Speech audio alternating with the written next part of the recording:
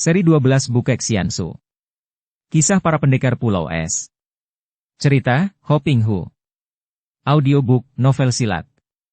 Bab 7.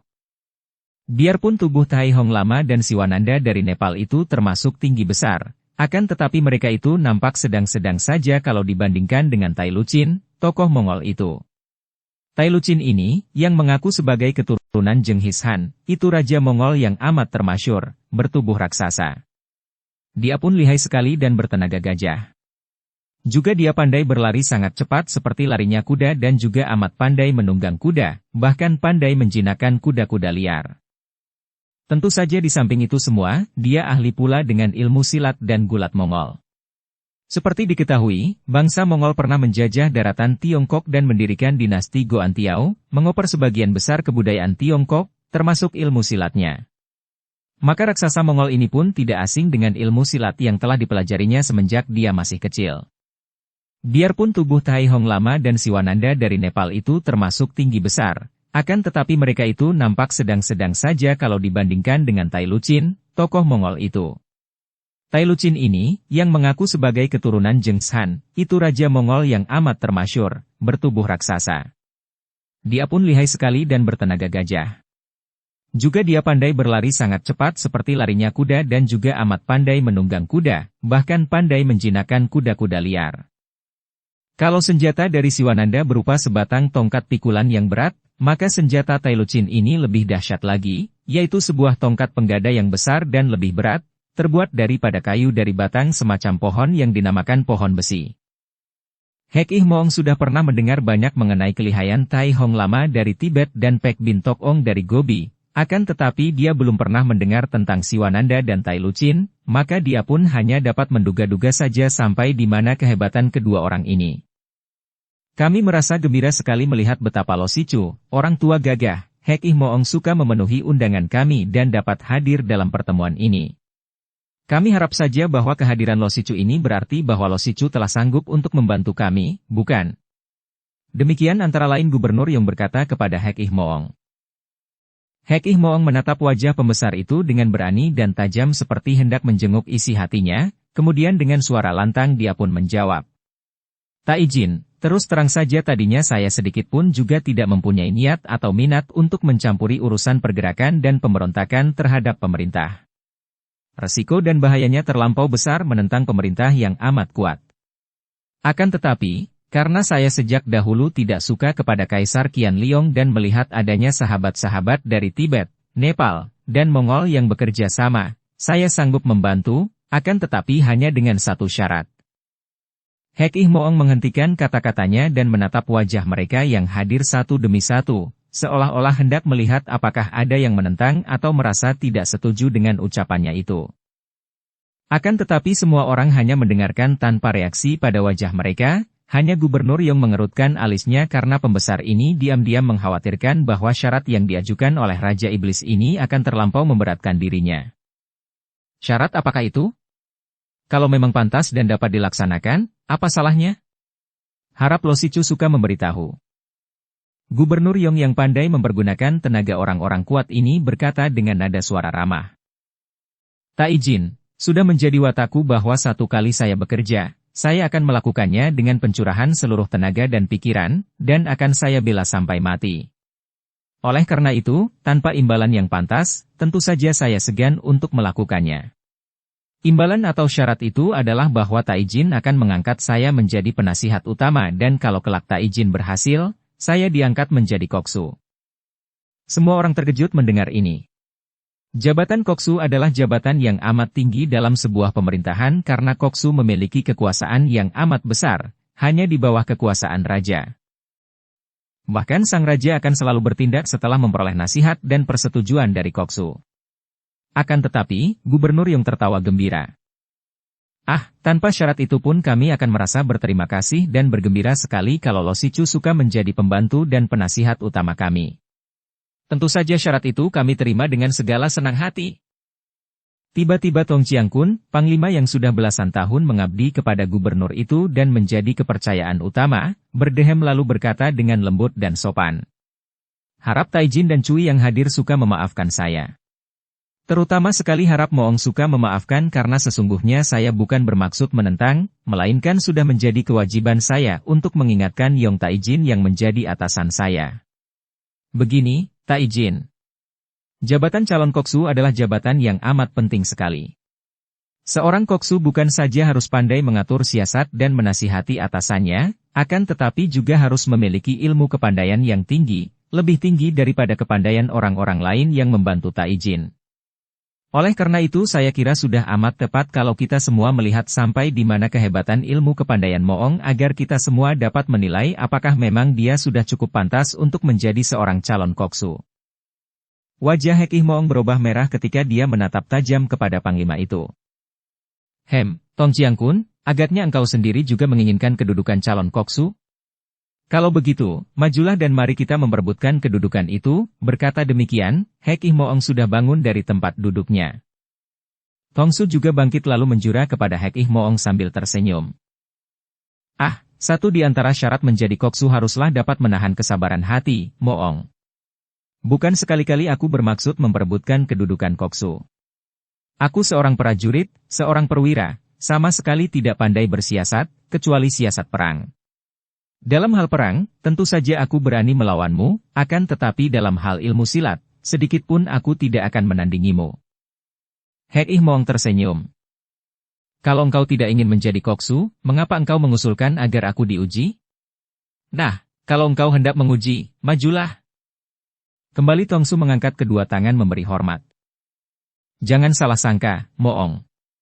Bukan sekali-kali aku hendak mengujimu, dan bukan sekali-kali aku tidak percaya akan kepandaianmu. Akan tetapi, tanpa memperlihatkan kepandaian, kedudukan jabatan penting itu berarti kau peroleh terlalu mudah dan tidak mengesankan. Karena itu, engkau harus memperlihatkan kepandaianmu di depan gubernur. Dengan cara bagaimana? Siapa yang akan mengujiku? Tanya Hekih Moong dengan sikap takabur karena tokoh ini memang sudah biasa memandang rendah semua orang dan mengangkat diri sendiri di tempat tertinggi. Aku sendiri tidak begitu pandai ilmu silat, akan tetapi di sini hadir ahli-ahli yang pandai, yaitu Tai Hong Lama, Pek Bin Tok Ong, Saudara Siwananda dan Saudara Tai Lucin. Sebagai para pembantu dan sekutu dari Taijin, maka saya kira mereka berempat tidak keberatan untuk membantu Taijin menguji kelihayan orang yang pantas menjadi calon koksu. Kelirukah pendapat hamba ini, Taijin? Gubernur yang tersenyum lebar dan mengangguk-angguk. Sungguh bagus sekali usul itu. Memang sudah lama aku mendengar akan kelihayan Cui Lo Si Cu yang terhormat. Dan sekarang, setelah kita memperoleh kesempatan berkumpul, agaknya sayang kalau aku menyia-nyiakan kesempatan ini untuk menyaksikan dengan mata sendiri kehebatan para pembantu dan sekutuku. Tentu saja kalau Cui tidak berkeberatan. Hekih Moong segera menjawab. Saya tidak berkeberatan, kalau saja keempat orang saudara yang gagah ini melakukan ujian terhadap diri saya. Ucapan ini setengah merupakan tantangan kepada empat orang yang hadir itu. Pek Bin Tok Ong adalah tokoh dunia persilatan yang seperti kebanyakan para tokoh Kang Ou selalu haus akan ilmu silat dan mempunyai kesukaan mengadu ilmu untuk menguji kepandaian masing-masing. Kini mendengar usul Tong Chiang-kun yang sudah disetujui oleh gubernur, dia menjadi gembira sekali. Kalau hanya merupakan ujian kepandaian, apa salahnya?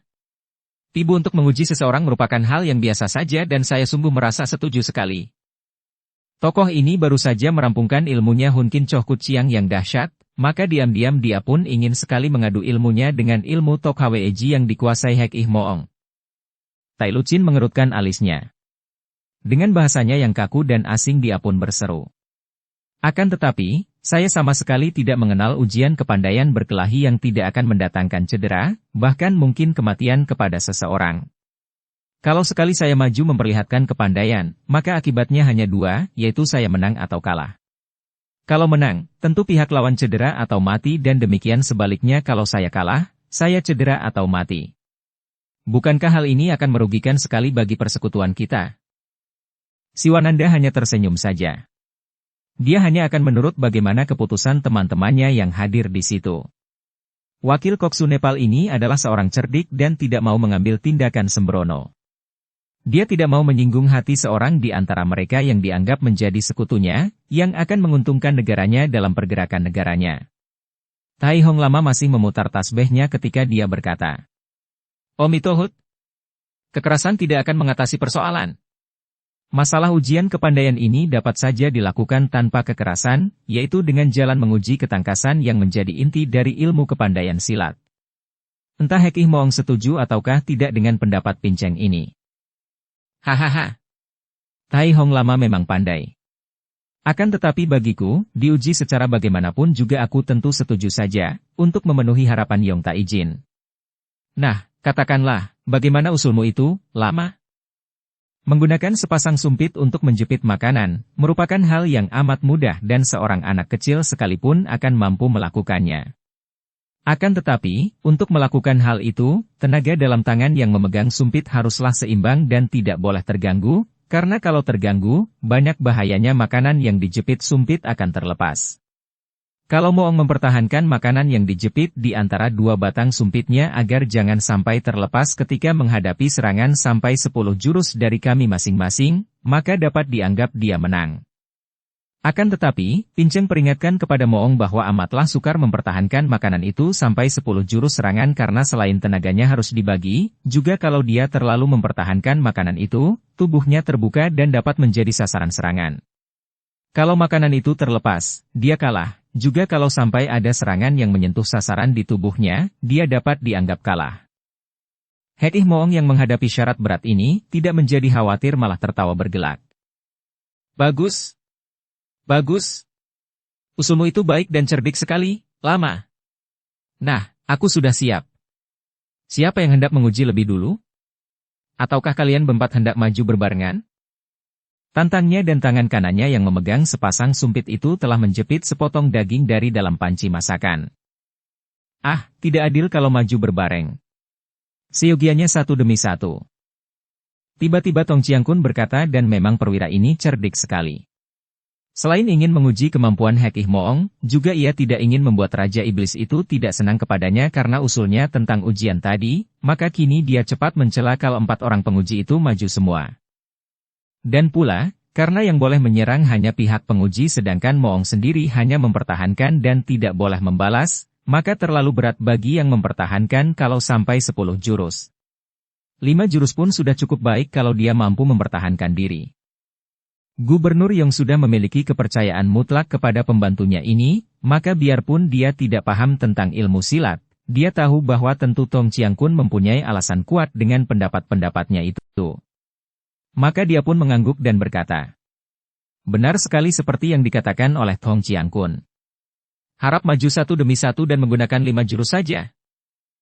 Karena meja di mana mereka duduk itu penuh hidangan, maka Tong Chiang Kun lalu mengatur sebuah meja kecil dengan 2 bangku berhadapan, terhalang meja.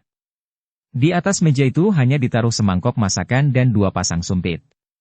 Kini Hek Ih Moong sambil tersenyum-senyum memandang rendah, duduk di atas sebuah bangku dan memegang sepasang sumpit.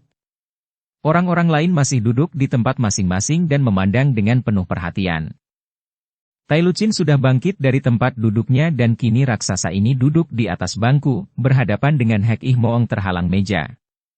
Hek Ih Moong lalu menggunakan sumpitnya, menjumput sepotong daging, kemudian mengacungkan daging itu ke depan sambil berkata kepada Tai Lucin.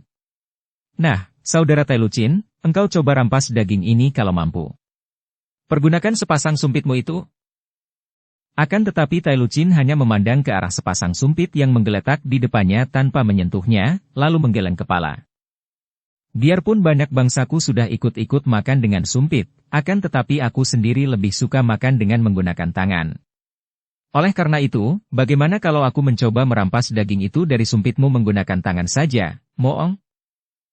Tentu saja kalau lawan menggunakan tangan, keadaan ini amat tidak menguntungkan bagi Hek Ih Moong.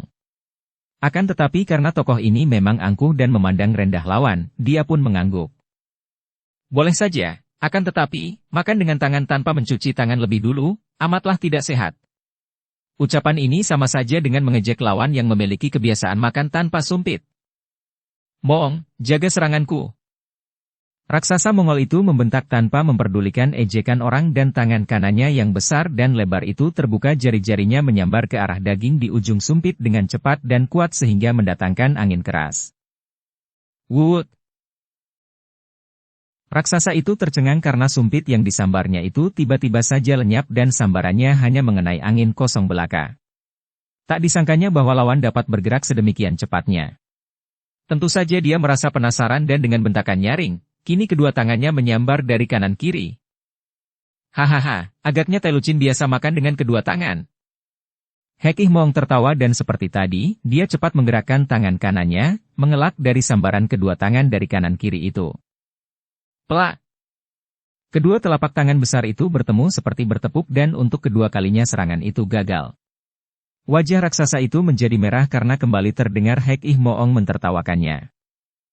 Karena tadi dia mendengar bahwa usaha merampas daging itu boleh dilakukan dengan menyerang maka kini dia menggunakan lengannya yang panjang dan kuat itu untuk menonjok ke arah muka lawan sedangkan tangan kirinya menyusul dengan sambaran ke arah ujung sumpit.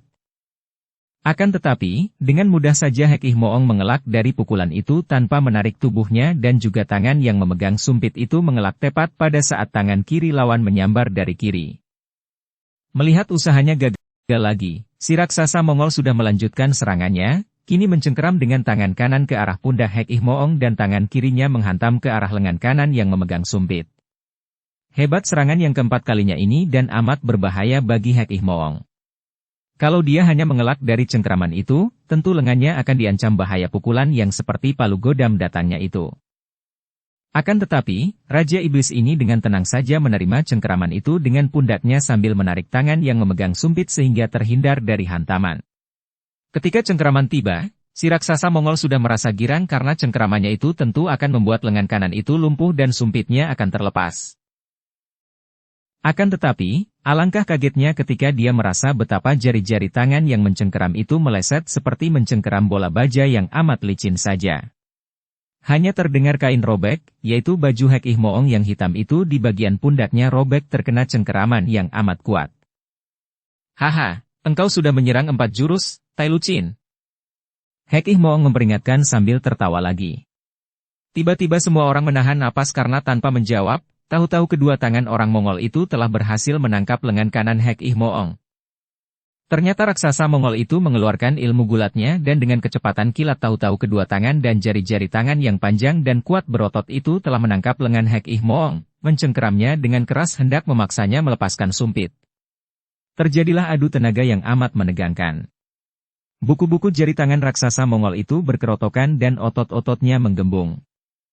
Akan tetapi, lengan Hek Ih Moong yang nampak kecil dibandingkan dengan lawannya itu, sama sekali tidak terguncang dan sepasang sumpit di tangannya itu masih tetap menjepit potongan daging, bahkan jari-jari tangan itu masih dapat mempermainkan sumpit itu sehingga bergerak ke sana-sini.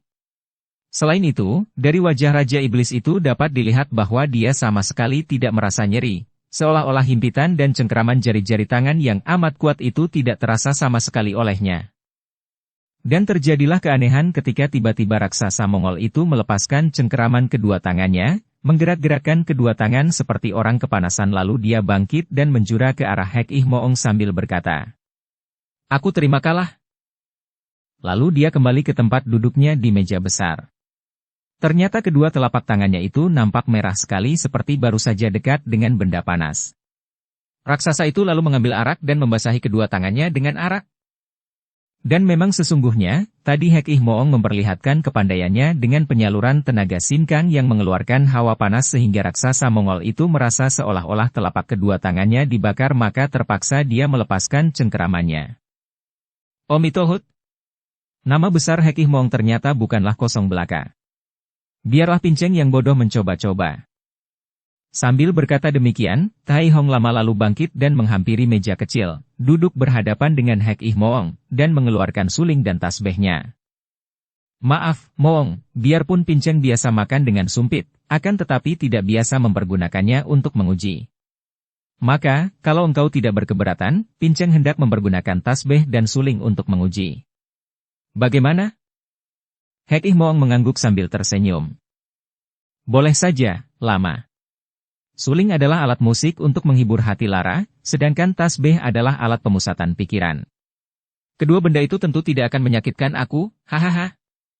Pendeta lama itu lalu menoleh ke arah meja besar dan berkata, "Harap Tai Jin dan Chiang Kun suka menggunakan kedua tangan untuk menutupi kedua telinga rapat-rapat jangan sampai suara suling pinceng kedengaran oleh Jiwi." Mendengar ini gubernur itu menoleh dan memandang kepada Tong Chiang Kun dengan heran, akan tetapi melihat panglimanya itu mengangguk dan panglima itu menggunakan kedua telapak tangan menutupi kedua telinganya sendiri, dia pun melakukan hal serupa. Sementara itu, Pek Bin Tok Ong, Siwananda dan Tai Lucin sudah mengatur pernapasan dan mengerahkan sinkang karena mereka maklum apa yang akan dilakukan oleh rekan mereka itu.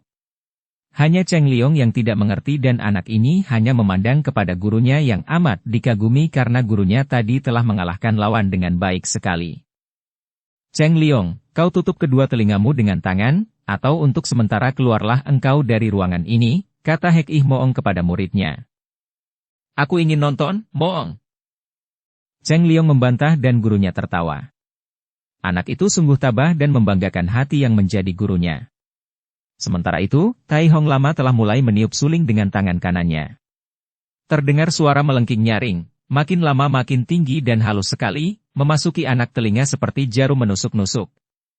Itulah suara suling yang ditiup dengan pengerahan kaikang yang amat kuat. Hek Ih Moong melempar pandang sekali lagi ke arah muridnya, akan tetapi dia tidak bicara lagi karena dia pun harus mengerahkan sinkangnya untuk menghadapi serangan suara ini. Dia merasa tubuhnya agak tergetar dan maklumlah dia bahwa suara suling itu sungguh berbahaya dan kalau dia tidak hati-hati, maka pertahanannya dapat dibobolkan sekali ini oleh lama yang lihai itu. Red! Tiba-tiba nampak sinar putih berkelebat dan tasbih di tangan kiri kakek gundul itu telah menyambar ke arah sepasang sumpit yang menjepit daging. Hek Ih Moong terkejut dan cepat menarik tangan kiri mengelak, akan tetapi dia merasa betapa jari tangannya tergetar, tanda bahwa pertahanannya sudah goyah oleh suara suling itu. Urat-urat halus di jari-jari tangan yang memegang sumpit itu terpengaruh dan keadaannya berbahaya sekali. Red! Kembali tasbih menyambar, sekali ini ke arah pergelangan tangan yang memegang sumpit. Trik! Hek Ih Moong terpaksa melempar daging itu ke atas, menggunakan sumpitnya menangkis tasbih dan ketika daging itu meluncur turun, disambutnya dengan sepasang sumpitnya lagi. Sungguh indah sekali pertahanan ini sampai Tai Hong Lama mengangguk sedikit tanpa menghentikan permainan sulingnya. Memang hebat Raja Iblis ini, pikirnya. Akan tetapi dia masih mempunyai 3 jurus lagi. Sementara itu, ketika suling mulai ditiup, Cheng Liong mendengarkan dengan penuh perhatian. Ada getaran halus yang menyerang telinganya, membuat tubuhnya tergetar. Akan tetapi tanpa disadarinya, sumber tenaga sinkang yang amat kuat, yang berada di pusarnya, bergerak sendiri naik dan melindungi tubuhnya yang segera terasa hangat dan suara suling itu sama sekali tidak mempengaruhi telinga, jantung maupun syarafnya. Hanya anak ini merasa tidak senang sekali oleh suara itu, yang dianggapnya sumbang dan tidak enak seperti orang mendengarkan kaleng diseret. Maka, kegemasan mendengar suara tidak enak ini mendorong Cheng Liong untuk memukul-mukulkan sumpit gading di bibir mangkok kosong di atas meja di depannya sehingga terdengarlah bunyi tangting-tangting nyaring. Suara tangting-tangting ini berlawanan dengan suara suling, dan karena Cheng Liong memukulnya dengan sengaja untuk mengacaukan suara suling yang dianggapnya tidak enak itu, maka terdengarlah paduan suara yang sumbang dan tidak karuan. Mula-mula suara ini membuat Tai Hong Lama terheran, akan tetapi perhatiannya segera tertarik dan suara sulingnya tersendat-sendat seperti dihalangi oleh suara pukulan mangkok itu. Tentu saja kekuatan dalam suara suling menjadi terpecah dan kehilangan banyak daya serangnya. Hal ini terasa oleh Hek Ih Moong dan Raja Iblis ini pun tertawa, suara ketawanya mengandung kaikang dan segera sisa tenaga dalam suara suling itu lenyap oleh suara ketawa ini. Hahaha, lama apakah engkau sudah lupa akan sisi seranganmu? Diajak demikian, tanpa mengandalkan suara sulingnya lagi, Tai Hong Lama lalu menggunakan suling yang sudah dilepas dari mulutnya itu untuk menotok ke arah pundak lawan sedangkan tasbihnya menyambar ke arah daging disumpit. Wir! Wut! Kembali serangan itu dapat dielakkan dengan mudah oleh Hek Ih Moong yang kini telah terbebas dari gangguan suara suling sehingga dia mampu mencurahkan seluruh perhatiannya untuk mempertahankan daging di ujung sumpit. 2 kali lagi berturut-turut lama itu menyerang, akan tetapi, selain sumpit itu selalu dapat dihindarkan dari benturan, juga kini tangan kiri Hek Ih Moong membantu dan melakukan penangkisan. Pada serangan terakhir, tiba-tiba tangan kiri Hek Ih Moong menyambar sepotong bakso di dalam mangkok dan sekali menyentilkan bakso itu dengan telunjuk kirinya. Peluru ini meluncur cepat dan memasuki lubang suling. Kalau tadinya suling yang digerakkan itu mengeluarkan suara, kini tiba-tiba saja suara itu terhenti seperti jengkerik terpijak. Serangan terakhir itu menjadi kacau dan tidak berhasil menjatuhkan daging dari jepitan suling di tangan Hek Ih Mawong. Sungguh Hek Ih Mawong amat lihai, pincang mengaku kalah, kata pendeta berjubah merah itu yang segera kembali ke tempat duduknya semula. Kini Pek Bin Toong mempersilahkan Siwananda untuk maju akan tetapi Siwananda yang merasa bahwa dia adalah wakil pemerintah Nepal, seorang wakil koksu negara, bersikap tenang dan berkata, "Silahkan Toong maju memperlihatkan kepandaian, kami ingin memperluas pengetahuan dengan menjadi saksi saja." Terpaksa Pek Bin Toong maju dan menghampiri Hek Ih Mawong.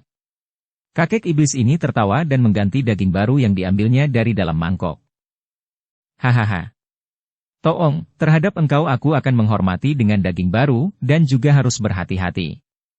Jangan-jangan semua ototku akan putus dan tulang-tulangku akan terlepas." Jelaslah bahwa dengan kata-kata itu Hek Ih Mawong hendak menyindir calon lawan ini dengan ilmu Hun Kin Choh Kut Siang yang dimiliki si Raja Racun itu. Pek Bin Toong tersenyum. Tokoh Gobi Pertapa ini sudah pandai menyimpan perasaannya dan wajahnya nampak sabar dan tenang walaupun sesungguhnya orang ini memiliki kekejaman yang luar biasa. "Moong, aku selalu tidak percaya bahwa ada ilmu lain dapat menandingi ilmu barumu Tok Hweji itu. Marilah kita coba-coba dalam kesempatan ini." Sambil berkata demikian, kakek ini menyingkap jubah putihnya, menggulung lengan bajunya sehingga nampak kedua lengannya yang kurus panjang seperti tulang terbungkus kulit saja. Akan tetapi, begitu dia menggerak-gerakkan kedua lengannya, kulit lengan yang tadinya putih pucat itu berubah menjadi agak biru seperti warna baja matang. Biru mengkilap dan kelihatan keras sekali. Diam-diam Hek Ih Mawong terkejut juga dan maklumlah dia bahwa lawannya ini ternyata telah melatih sinkang yang amat kuat, yang membuat kedua lengan itu menjadi seperti baja dan jari-jari tangan itu tentulah amat kuat pula sehingga mampu memutuskan otot dan melepaskan tulang lawan. Maka, diam-diam dia pun mengerahkan tenaganya dan mempersiapkan diri dengan ilmunya yang mujizat, yaitu ilmu Tok Hweji yang mengerikan itu. Dengan tubuh tegak di bangkunya, tangan kanan memegang sumpit yang menjepit daging baru, tangan kiri siap di atas meja di depan dadanya, Hek Ih Mawong memandang lawan dengan mata beringas. Dari pandang matanya saja keluar tenaga mujizat dan walaupun dia tidak bermaksud mempergunakan ilmu sihirnya di dalam ujian itu, namun tenaga ilmu hitam keluar dari matanya dan membuat Pek Bin Toong bergidik. Tokoh ini pun maklum bahwa kalau saja pertandingan ilmu ini bukan hanya sekedar ujian dan main-main, dia akan berpikir beberapa kali sebelum menentang seorang seperti Raja Iblis ini. "Moong, jagalah seranganku." Tiba-tiba Pek Bin Toong berseru nyaring dan berbareng dengan bentakannya itu, tubuhnya sudah bergerak dan kedua lengannya menyambar ke arah lawan melalui atas meja yang menjadi penghalang di antara mereka. Kedua tangannya itu menyambar ke depan dengan jari terbuka, seperti 10 batang pisau yang amat kuat dan cepat menyambar ke arah pundak dan lengan kanan Moong. Terdengar suara bercuitan ketika kedua tangan itu menyambar dan terasa angin yang dingin sekali bertiup. Itulah ilmu pukulan Hun Kin Choh Kut Siang yang dahsyat itu. Namun, Hek Ih Mawong tidak merasa gentar dan cepat tangan kirinya melakukan totokan-totokan ke arah pergelangan tangan dan siku untuk menangkis atau mematikan serangan pertama itu, sedangkan tangan kanan yang memegang sumpit juga bergerak untuk mengelak.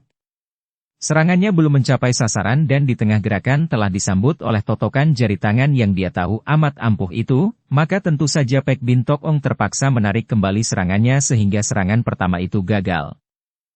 Selanjutnya, dia menyerang lagi dengan Hun Kin Choh Kut Siang dan lawannya menyambut dengan Tok Hweji yang menggerakkan ilmu totokan Choan Kutsi, jari penembus tulang, yang amat ampuh itu.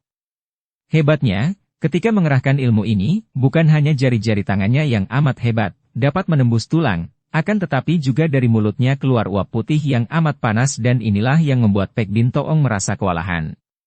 Beberapa kali kedua lengan bertemu, bahkan jari-jari tangan mereka sempat bertemu, akan tetapi selalu pertemuan itu mengakibatkan lengan dan tangan Raja Racun Muka Putih itu terpental dan tubuhnya tergetar.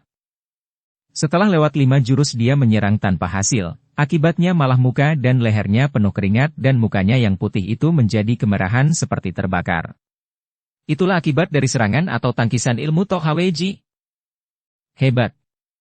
Engkau memang pantas menjadi calon koksu, Moong, kata kakek muka putih itu sambil menjura dan kembali ke tempat duduknya. Melihat kemenangan Hek Ih Mawong secara berturut-turut itu, Yong Taijin memuji dan merasa girang sekali. Mempunyai seorang pembantu atau koksu seperti Hek Ih Moong sungguh membesarkan hati, pikirnya. Akan tetapi di situ masih terdapat Siwananda yang menjadi seorang di antara sekutunya yang terpenting. Bukankah kakek berkulit kehitaman ini wakil dari kerajaan Nepal yang amat diharapkan akan dapat memperkuat kedudukannya kalau tiba waktunya dia menyerang kota raja? Maka, Gubernur Yong lalu berkata sambil tersenyum. Sekarang tiba giliran saudara wakil koksu Nepal untuk menguji calon pembantu kami. Siwananda bangkit berdiri dengan sikap angkuh, menjura kepada sang gubernur dan berkata, "Maaf, tak izin. Sesungguhnya, kami sudah melihat kelihayan calon koksu yang menjadi pembantu tak izin dan merasa kagum sekali. Karena 3 orang rekan kami tadi sudah mengujinya dan dia lulus dengan baik, biarlah sekarang kami menguji sampai di mana kekuatan batinnya, karena kekuatan badan saja bukan merupakan syarat mutlak untuk menjadi seorang koksu yang baik." Gubernur yang sudah mendengar bahwa orang Nepal ini, di samping ilmu silatnya, juga mahir ilmu sihir. Akan tetapi dia pun sudah mendengar bahwa Hek Ih Moong juga seorang ahli sihir, maka dia merasa gembira akan dapat menyaksikan pertandingan adu kekuatan sihir. Dia mengangguk gembira dan berkata, "Silahkan, Saudara Siwananda." Kakek Gurha yang tinggi besar ini segera menghampiri meja kecil di mana Hek Ih Moong telah menantinya dan duduk berhadapan dengan Raja Iblis itu. Sejenak mereka hanya saling berpandang mata. Biarpun bagi orang lain mereka itu hanya saling pandang, namun sesungguhnya kedua orang ini sedang mengukur tenaga dan kekuatan batin mereka masing-masing melalui pandang mata itu. Terjadilah adu kekuatan mujizat melalui sinar mata mereka dan diam-diam Siwananda terkejut. Dia pun sudah mendengar bahwa Hek Ih Moong pandai ilmu sihir, akan tetapi dia tidak mengira bahwa kekuatan yang terkandung dalam sinar mata itu demikian kuatnya.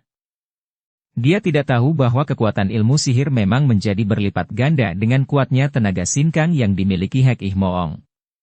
Biarpun mereka yang hadir itu hanya menduga-duga bahwa kedua orang itu saling mengukur tenaga batin, namun mereka mulai merasakan getaran aneh yang memenuhi ruangan itu, yang membuat mereka merasa tegang dan juga seram.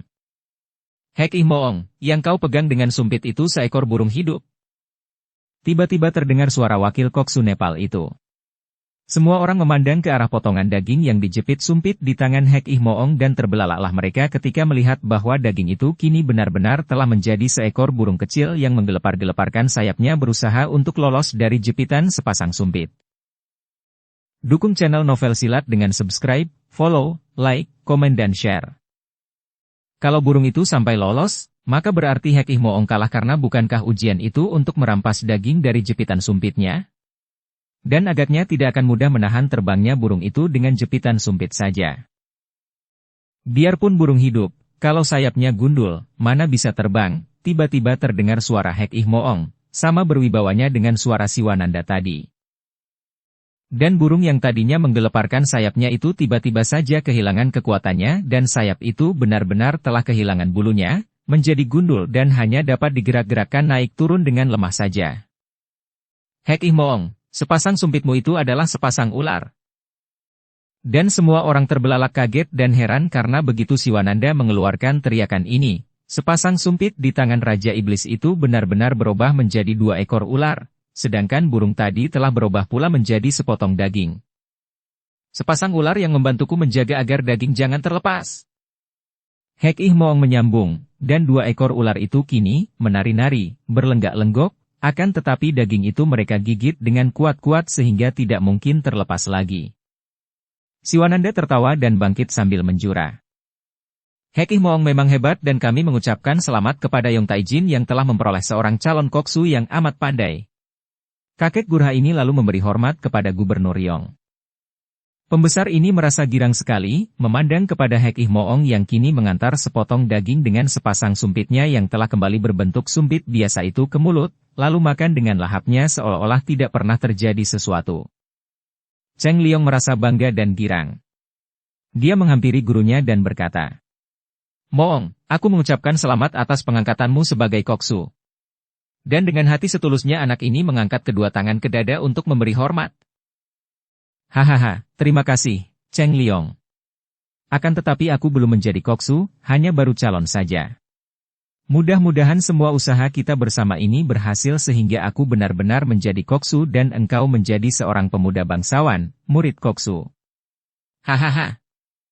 Tai Luchin, Tai Hong Lama, dan Pek Hin Tok Ong juga mengucapkan selamat atas kemenangan dan keberhasilan Hek Ih Moong menempuh ujian itu, dan Tai Hong Lama yang tadi merasa betapa suara sulingnya dikacaukan oleh anak itu sehingga memudahkan Hek Ih Moong memperoleh kemenangan atas dirinya, menambahkan. Omitohut. Moong, muridmu ini benar-benar hebat dan kelak dia akan lebih hebat dan lebih jahat daripada gurunya. Dikatakan jahat bagi seorang datuk sesat macam Hek Ih Moong sama saja dengan menerima pujian. Maka dia pun tertawa bergelak. Akan tetapi Cheng Liong memandang pendeta lama itu dengan mata mendelik, lalu terdengar dia berkata lantang. Lama, jangan sembarangan saja bicara. Aku bukan seorang penjahat dan tidak akan menjadi seorang penjahat biarpun aku mempelajari ilmu dari Hek Ih Moong. Tentu saja semua orang menjadi heran mendengar ucapan anak itu, akan tetapi Hek Ih Moong tertawa semakin keras karena dia melihat betapa lucunya keadaan yang ditimbulkan oleh sikap muridnya yang aneh ini. Semakin aneh watak muridnya, semakin sukalah hati Hek Ih Moong, karena bagi kaum sesat, yang diutamakan adalah keanehan dan sifat yang lain daripada orang lain, dan menerjang semua hukum-hukum yang telah ada tanpa memperdulikan tata susila atau kesopanan pula. Gubernur Yong yang diam-diam tidak suka dengan watak orang-orang ini akan tetapi terpaksa bersikap ramah terhadap mereka karena memang dia amat membutuhkan bantuan mereka, lalu mengajak mereka untuk mulai berunding yang sesungguhnya merupakan acara inti dari pertemuan itu. Sebagai seorang yang mengharapkan kedudukan koksu dan pembantu utama gubernur yang hendak memberontak itu, Hek Ih Moong mendengarkan dengan penuh perhatian. Juga Cheng Liong, walaupun belum dapat menangkap seluruh maksud dari percakapan itu, mendengarkan dengan penuh perhatian dan dia mendapatkan perasaan bahwa apa yang didengarnya itu amat penting baginya. Dengan panjang lebar dan jelas, Gubernur yang menceritakan rencana mereka bersama. Kerajaan Nepal akan mengirim pasukan yang kuat dan besar untuk menyerang Tibet. Serbuan ini diharapkan dapat berhasil dalam waktu yang tidak terlalu lama dan mengandalkan bantuan dari dalam yang akan digerakkan dan diatur oleh Tai Hong Lama.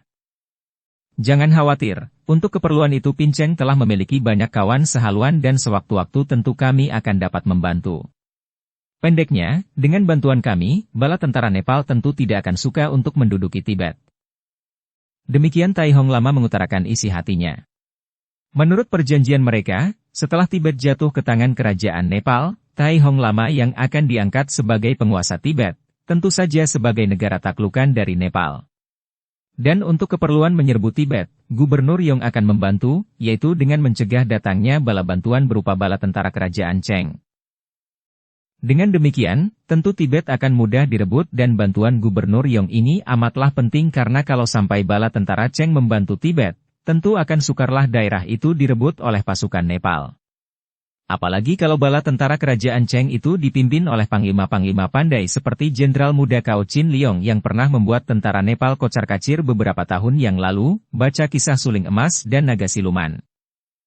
Kemudian, setelah mereka berhasil merebut Tibet, barulah mereka akan mengadakan pasukan gabungan antara bala tentara Nepal, Tibet dan pasukan-pasukan yang berjaga di barat dan telah dikuasai oleh Tong Chiang Kun sebagai pembantu Gubernur Yong dan melakukan penyerbuan ke timur untuk menentang kerajaan Cheng.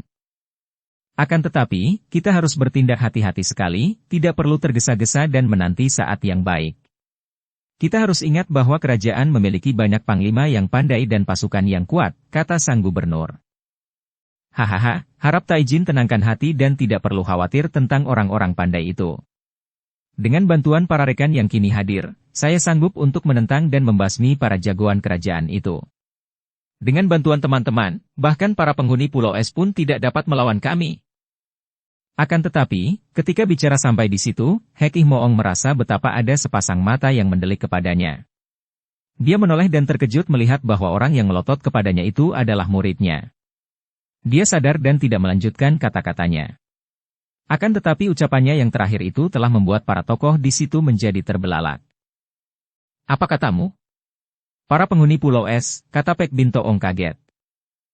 Omitohut, kau maksudkan bahwa engkau telah berhasil membunuh pendekar super sakti dari Pulau Es? Tanya pula Tai Hong Lama yang menganggap berita itu seperti petir menyambar di siang hari panas. Hek Ih Moong menjadi serba salah. Dia tahu bahwa di depan muridnya, amat tidak baik membicarakan tentang kebinasaan para penghuni Pulau Es, akan tetapi dia telah terlanjur bicara dan takkan dapat ditariknya kembali. Maka dia pun menarik napas panjang. Manusia mana di dunia ini yang sanggup mengalahkan pendekar super sakti, majikan Pulau Es? Bahkan dewa sekalipun akan sukar mengalahkannya. Tidak, kami tidak berani melawan pendekar super sakti. Kami hanya melawan istri-istrinya dan hal itu pun mengakibatkan tewasnya banyak anak buah dan hampir semua kawan-kawanku. Mereka itu sungguh hebat bukan main. Aku sendiri nyaris binasa. Bagaimanapun juga, kini Pulau Es telah terbakar habis berikut para penghuninya, dan kami akan terus melakukan sampai semua pendekar yang menentang kami lenyap dari permukaan bumi. Bukankah kalau sudah begitu, gerakan Taijin akan lebih mudah dilakukan? Gubernur Yong mengangguk-angguk, akan tetapi Pek Bin Toong agaknya masih penasaran mengenai Pulau Es. Moong, kau katakan bahwa Pulau Es terbakar habis berikut para penghuninya. Benarkah itu? Apakah engkau dan kawan-kawanmu yang telah berhasil membakar pulau itu? Kalau saja dia tidak teringat kepada kehadiran muridnya, tentu dengan senang dan bangga sekali Hek Ih Moong akan membual dan mengaku bahwa dialah yang telah menghancurkan dan membakar Pulau Es. Akan tetapi, kehadiran Cheng Liong membuat dia tidak mungkin dapat membohong. Watak muridnya ini aneh sekali, siapa tahu muridnya akan membuatnya malu dan menyangkalnya kalau dia berbohong. Tidak, kami sisa para penyerbu telah meninggalkan pulau ketika kami melihat dari jauh pulau itu terbakar habis. Karena tidak ingin mereka itu mendesak lebih lanjut tentang Pulau Es dan kini sikap Cheng Liong telah biasa kembali, Hek Ih Moong lalu berkata cepat. Akan tetapi, hal itu tidak ada sangkut pautnya dengan perjuangan kita. Lebih baik kita sekarang melihat halangan dan hambatan apa yang kiranya akan mengganggu gerakan kita dan kita lenyapkan halangan itu. Semua orang mengangguk setuju dan wakil Koksu Nepal lalu berkata. Memang benar apa yang dikatakan Moong. Kita harus menghalau semua hambatan dan ada beberapa hal yang membuat kami merasa gelisah. Pertama-tama adalah negara tetangga kami yang kecil, yakni Bhutan.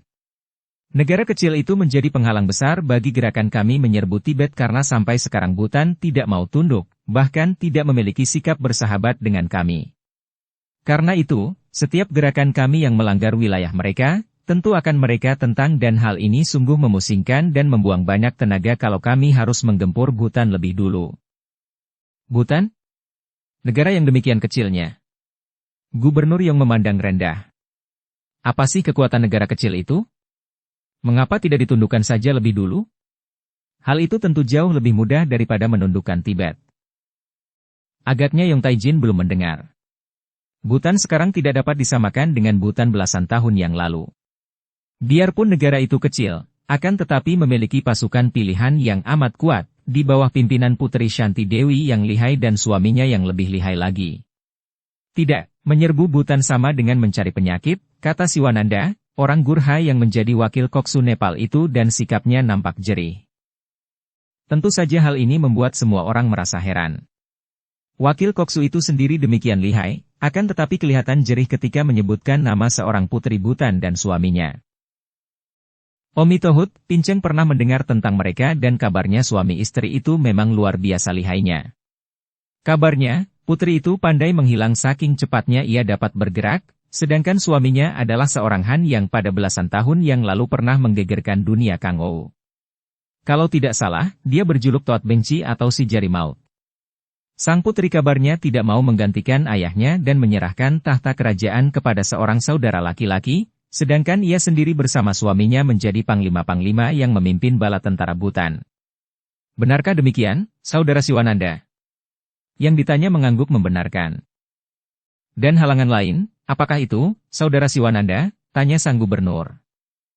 Selain adanya Bhutan yang menjadi penghalang, juga kini banyak terdapat tokoh-tokoh pertapa di Himalaya yang kabarnya diam-diam juga mengamati gerak-gerik kami.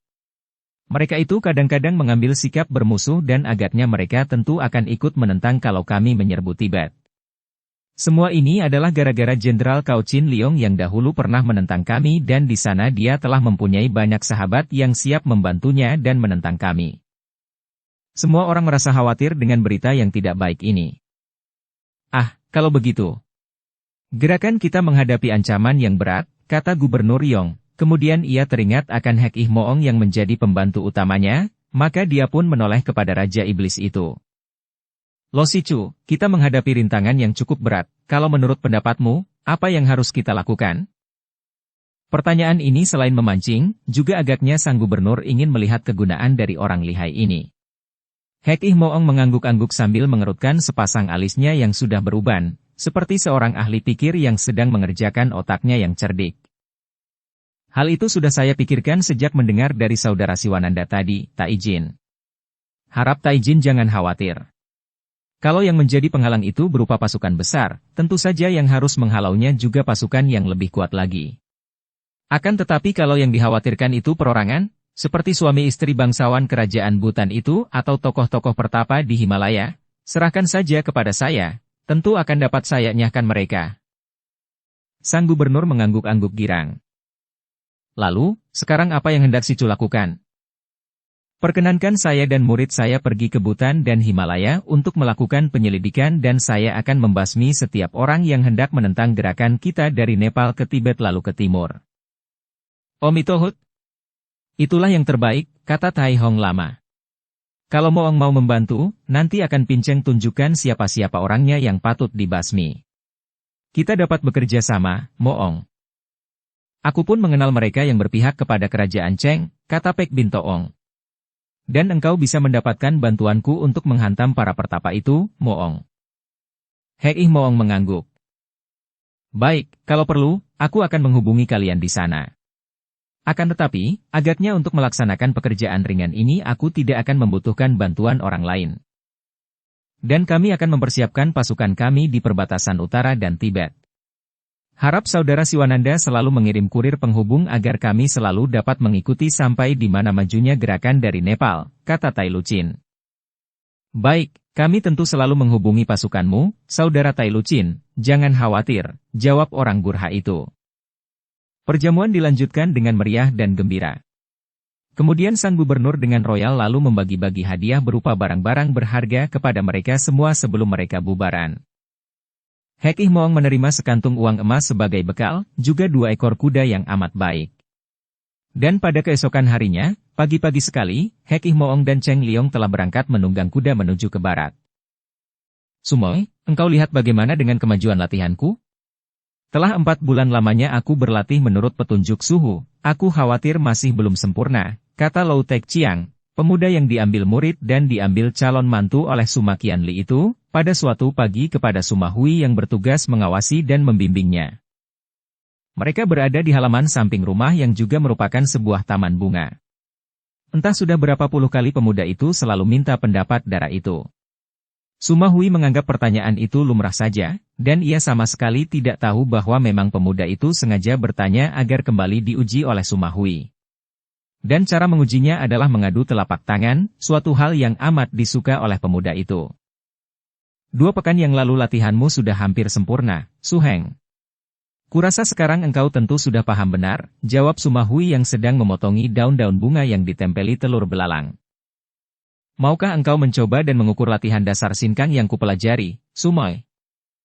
Tek Chiang memohon dan seperti biasa, Suma Hui tidak menolaknya. Biarpun tadinya ia merasa tidak puas melihat ayahnya menerima pemuda ini sebagai murid, akan tetapi setelah bergaul selama 4 bulan, sikap Tek Chiang selalu baik kepadanya, ramah dan sopan, sehingga tidak ada alasan bagi Suma Hui untuk membencinya, walaupun hal itu bukan berarti bahwa ia suka kepada pemuda ini.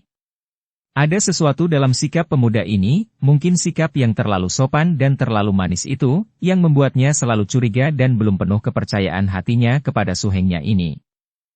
Tentu saja. Nah, marilah kita mulai, kata Suma Hui. Dengan girang Tek Chiang lalu memasang kuda-kuda seperti yang diajarkan suhunya, menggerakkan kedua lengannya ke atas bawah lalu bersilang dan pada saat itu mendorongkan kedua lengannya ke depan dengan tangan terbuka sambil mengerahkan tenaga. Suma Hui yang berdiri di depannya menyambut tangan yang didorongkan itu dengan kedua tangannya sendiri. Pelak! Kedua pasang telapak tangan itu saling bertemu dan seperti biasa, Tek Chiang merasakan telapak tangan yang lunak, halus dan hangat, membuat jantungnya berdebar penuh gairah. Suma Hui mengerutkan alisnya. Pemuda ini memang berbakat dan agaknya telah menguasai teknik latihan dasar dari Pulau Es, yaitu dasar sinkang yang kemudian dapat dilanjutkan dengan latihan Fiang Sinkang dan Swat Im Sinkang. Akan tetapi, seperti juga 2 pekan yang lalu, pada akhir getaran itu terdapat kekacauan yang hanya terjadi kalau pemuda itu kurang memusatkan perhatian pada getaran melalui telapak tangan itu. Ini menjadi tanda bahwa pikiran pemuda itu melayang atau terkacau oleh sesuatu. Su Heng, engkau sudah berhasil baik, hanya masih saja engkau belum dapat memusatkan seluruh perhatianmu kepada telapak tangan yang mendorong. Aku merasakan adanya kekacauan pada akhir getaran itu. Apa sih yang kau pikirkan setelah engkau melakukan gerakan mendorong itu?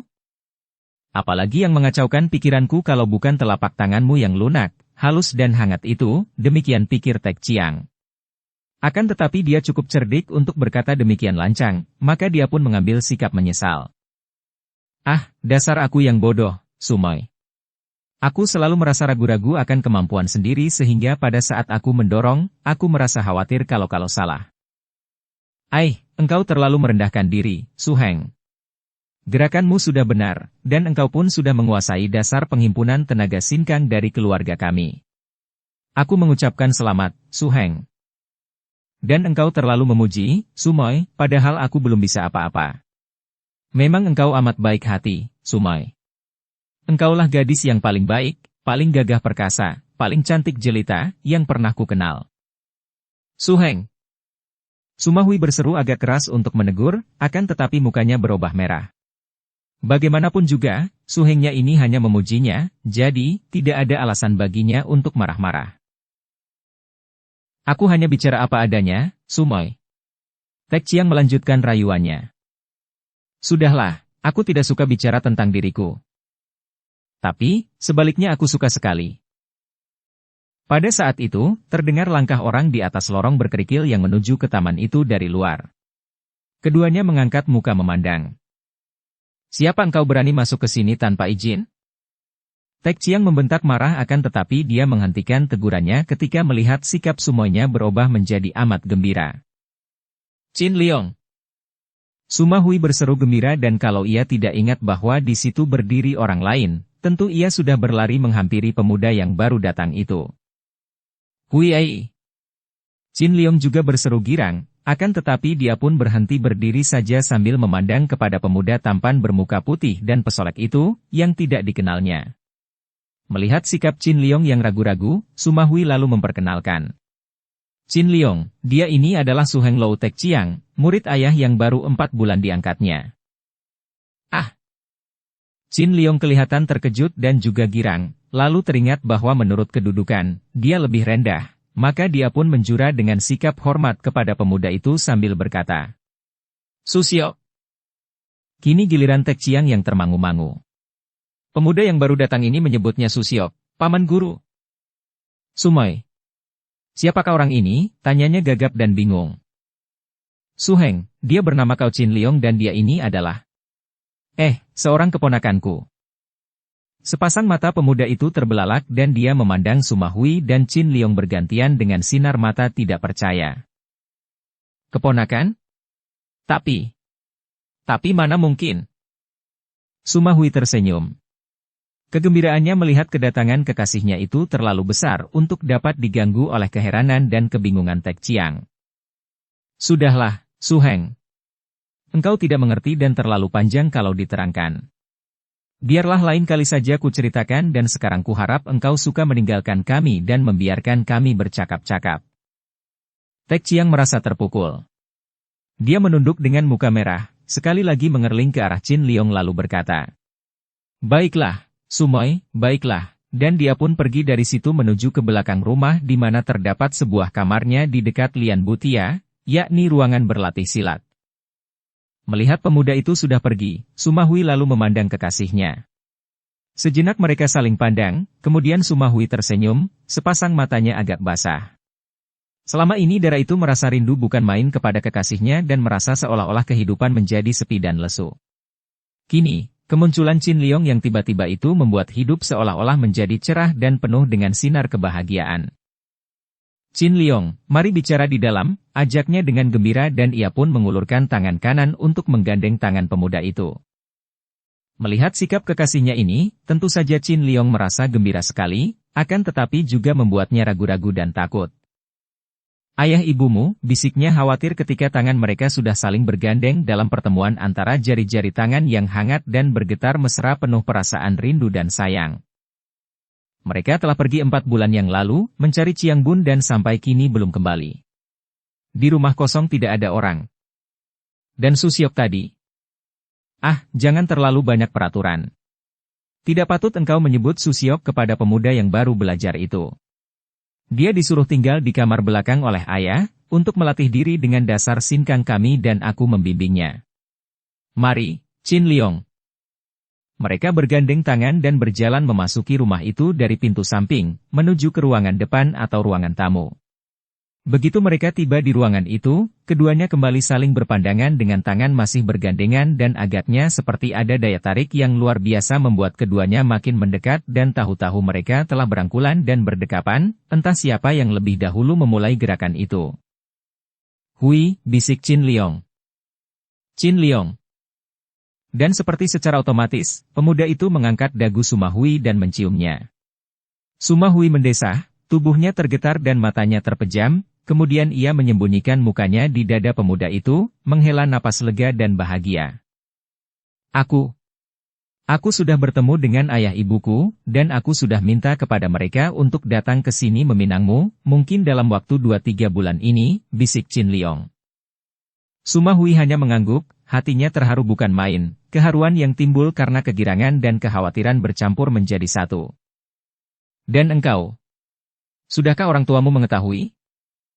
Suma Hui hanya menarik napas panjang, kemudian melepaskan dirinya dari rangkulan, dan menggandeng tangan kekasihnya untuk duduk di atas bangku. Mereka duduk berhadapan, terhalang meja. Tangan mereka masih saling berpegang di atas meja. Kemudian Suma Hui menceritakan keadaannya, bahwa ia sudah berterus terang kepada ibunya dan bahwa ibunya agaknya tidak berkeberatan. Ah, bagus sekali. Jadi ibumu setuju? Ayah ibuku tadinya terkejut dan meragu, akan tetapi dengan bijaksana mereka akhirnya juga setuju, walaupun mereka masih merasa takut-takut untuk melakukan peminangan atas dirimu. Ibuku amat bijaksana dan mencintaku. Ia setuju sepenuhnya, akan tetapi ibu menyatakan kekhawatirannya kalau ayahku yang tidak setuju. Lalu bagaimana dengan ayahmu? Tanya Chin Liong khawatir. Entahlah, aku minta tolong ibu untuk memberitahukan ayah, dan aku tidak tahu apakah hal itu dilakukan dan tidak tahu pula bagaimana tanggapan ayah. Aku merasa khawatir sekali. Jangan-jangan beliau tidak setuju. Melihat wajah kekasihnya muram dan agak pucat, Suma Hui mencengkeram tangan kekasihnya dan mukanya menjadi merah, sepasang matanya berapi-api ketika ia berkata. Baik ayah maupun segala dewa dan siluman di dunia ini, tidak akan dapat menghalangiku berjodoh denganmu. Chin Liong memejamkan mata, mengusir kengerian yang membayang di matanya. Dia mengenal benar watak kekasihnya ini yang amat keras dan memiliki tekad sekuat baja yang tidak mungkin ditekuk sampai bagaimanapun juga. Dia khawatir kalau jalinan cinta mereka ini akan mengakibatkan kemelut dan malapetaka di dalam keluarga itu. Kita harus tenang dan menghadapi segala sesuatu dengan tabah, tanpa kekerasan. Ingat, Hui Ai, andai kata ada yang menentang, maka yang menentang itu bukan orang lain, melainkan orang tua kita sendiri. Disinilah perlunya kita mempergunakan kebijaksanaan dan menjauhkan kekerasan antara keluarga yang hanya akan mendatangkan kedukaan besar. Suma Hui merangkul lagi, menyembunyikan mukanya yang kini dibayangi kekhawatiran itu di dada kekasihnya. Sepasang kekasih ini lalu bicara bisik-bisik sampai beberapa lamanya. Sama sekali tidak tahu bahwa segala percakapan mereka telah didengarkan telinga lain dan segala yang terjadi antara mereka telah ditonton mata orang lain yang penuh dengan kemarahan, mata yang beringas kemerahan, mata dari Lou Tek Chiang. Biarpun mereka memiliki ilmu kepandaian tinggi, terutama sekali Chin Liong, namun saat itu mereka lengah. Gelora asmara yang mengamuk dan melanda hati mereka mengurangi kewaspadaan. Selain itu, juga Tek Chiang amat cerdik. Sebelum kedua orang muda itu memasuki ruangan itu, dia telah lebih dulu berada di tempat persembunyiannya sehingga dia dapat mengintai tanpa mengeluarkan suara sedikit pun juga. Aku akan pergi mencari rumah penginapan dulu, Hui Ai. Hus, masa engkau masih harus terus menyebut Ai, Bibi, kepadaku? Tidak pantas, sela Suma Hui. Chin Liong tersenyum. Ah, Segala macam sebutan dalam hubungan keluarga yang jauh masih terus dipertahankan orang, sungguh membuat kita merasa canggung saja. Di dalam hatiku, tentu saja aku menyebutmu Hui Moi, Dinda Hui. Kenapa mesti lain di mulut lain di hati?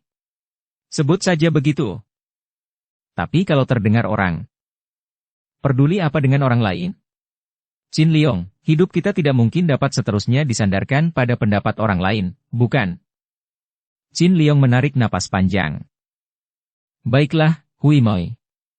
Memang manusia amatlah lemah, sukar sekali dan merasa takut meninggalkan kebiasaan lama atau tradisi, dan aku agaknya termasuk satu di antara manusia-manusia lemah itu.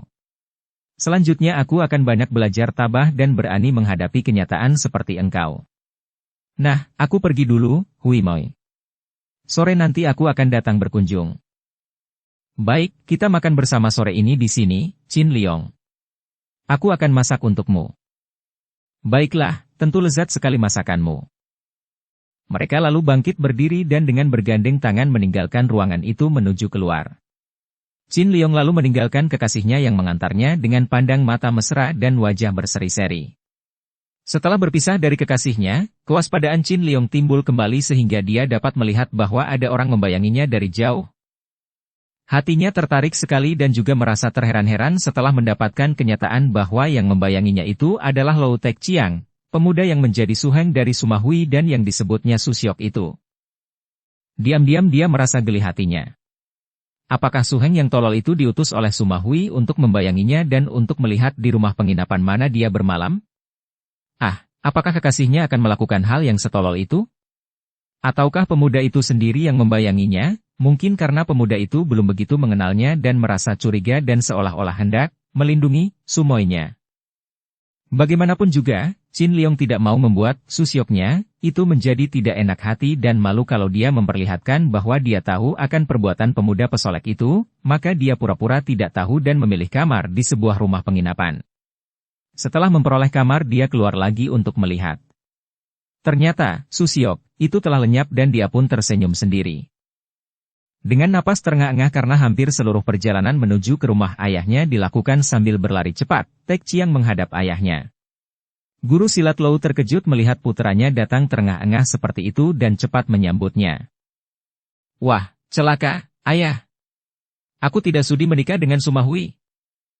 Hus. Lou Kausu terkejut bukan main, menarik tangan anaknya masuk ke dalam kamar dan menutup pintu kamarnya. Ucapan apa itu? Bentaknya ketika dia berada aman di dalam kamar bersama putranya. Siapa sudi menikah dengan gadis seperti itu? Ia gadis tak tahu malu, ayah, berpacaran dengan keponakannya sendiri. Dengan suara mengandung kemarahan Tek Chiang lalu menceritakan semua yang telah didengar dan dilihatnya ketika pemuda bernama Cao Qin Liong datang berkunjung ke rumah suhunya. Bukan main kaget dan herannya hati Louka mendengar penuturan putranya. Sungguh merupakan hal yang amat aneh dan sukar dapat dipercaya. Benarkah ceritamu itu? Benarkah pemuda itu keponakannya? Kalau Sumahui mempunyai seorang pacar, hal itu masih dianggapnya biasa walaupun tentu saja tidak menyenangkan. Akan tetapi berpacaran dengan seorang keponakan sendiri? Mustahil rasanya. Aku pun tadinya tidak percaya, ayah. Akan tetapi setelah diperkenalkan, orang itu mengaku keponakan Sumahui, bahkan dia menyebut aku Susiok. Jangan-jangan hanya murid keponakan saja, bukan keluarga. Dia menyebutnya Hui Ai, berarti Sumoy adalah Ai-Ai-nya, bukan hanya sekedar bibi gurunya. Ayah, aku tidak sudi berjodoh dengan gadis tak tahu malu begitu. Tolol. Engkau menjadi murid, bahkan calon mantu seorang pendekar sakti seperti Sumakian Li Tai Hiap, dan engkau mengatakan tidak sudi. Kita harus berusaha untuk menggagalkan hubungan mereka, dan aku yakin kalau Suma Tai Hiap mengetahui hubungan antara putrinya dan keponakan putrinya itu, tentu dia akan menentang. Bukankah dia sudah memilih engkau untuk menjadi calon mantunya? Pula, kurasa hubungan itu hanya hubungan akrab antara bibi dan keponakannya saja. Hubungan akrab? Ayah. Kalau mereka itu sudah saling berpelukan, saling berdekapan, saling berciuman bibir, mungkin sekali mereka itu sudah saling bermain cinta, tidur bersama, kata Tek Chiang marah. Hus! Tahan mulutmu. Pemuda itu pun sungguh jahat dan kurang ajar. Kalau benar dia itu keponakan Sumahui, kenapa dia berani bermain gila dengan bibi sendiri? Tek Chiang, kita adalah calon keluarga Sumatai Hiap, dan engkau sendiri malah muridnya yang ditugaskan menemani Nona Suma di rumah. Kini, pemuda itu datang mengacau, kita harus melindungi kehormatan calon istrimu. Aku sendiri yang akan menghajar dan membunuh pemuda tidak sopan itu. Di mana dia? Lau Kausu tentu saja marah dan khawatir sekali melihat bahaya kegagalan ikatan jodoh antara puteranya dan putri Suma Qianli. Hal ini berarti akan hancurnya semua kebanggaan hatinya dapat berbesan dengan keturunan pendekar super sakti, keluarga Pulau Es yang amat terkenal itu. Tadi aku membayanginya dan dia bermalam di Hotel Tong An, kamar nomor 5 yang berada di bagian kiri. Baik, engkau jangan ikut-ikut. Malam ini akan kubereskan dia. Kukira itu satu-satunya jalan untuk membela kehormatan calon mantuku dan melenyapkan saingan untukmu. Nah, kau kembalilah ke rumah suhumu dan bersikap seolah-olah tidak pernah terjadi sesuatu. Tapi, ayah.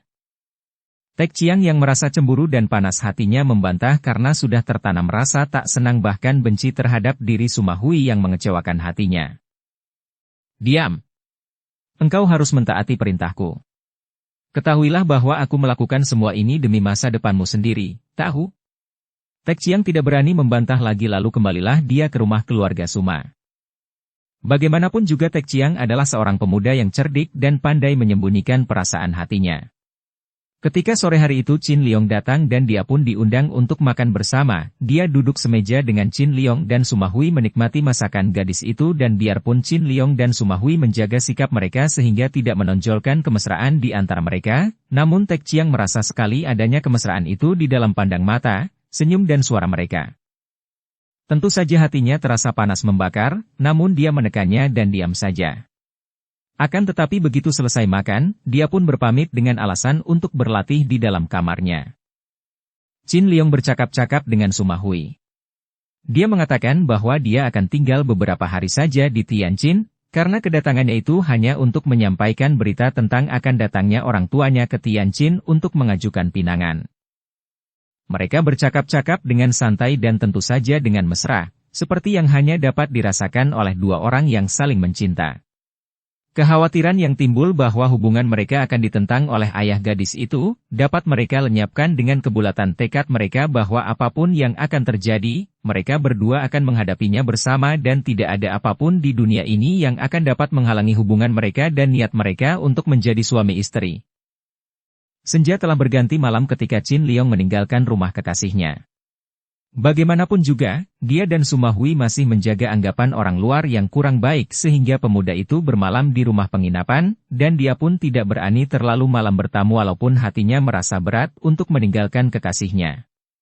Dia berjalan menuju ke rumah penginapan Tong An dengan mulut tersenyum dan hati penuh rasa bahagia.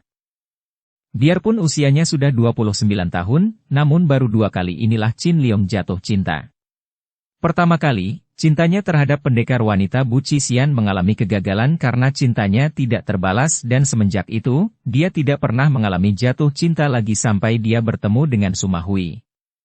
Maka, kebahagiaan yang terasa di hatinya membuat pemuda ini melenggang dengan senangnya, seperti seorang pemuda remaja mengalami cinta pertama saja.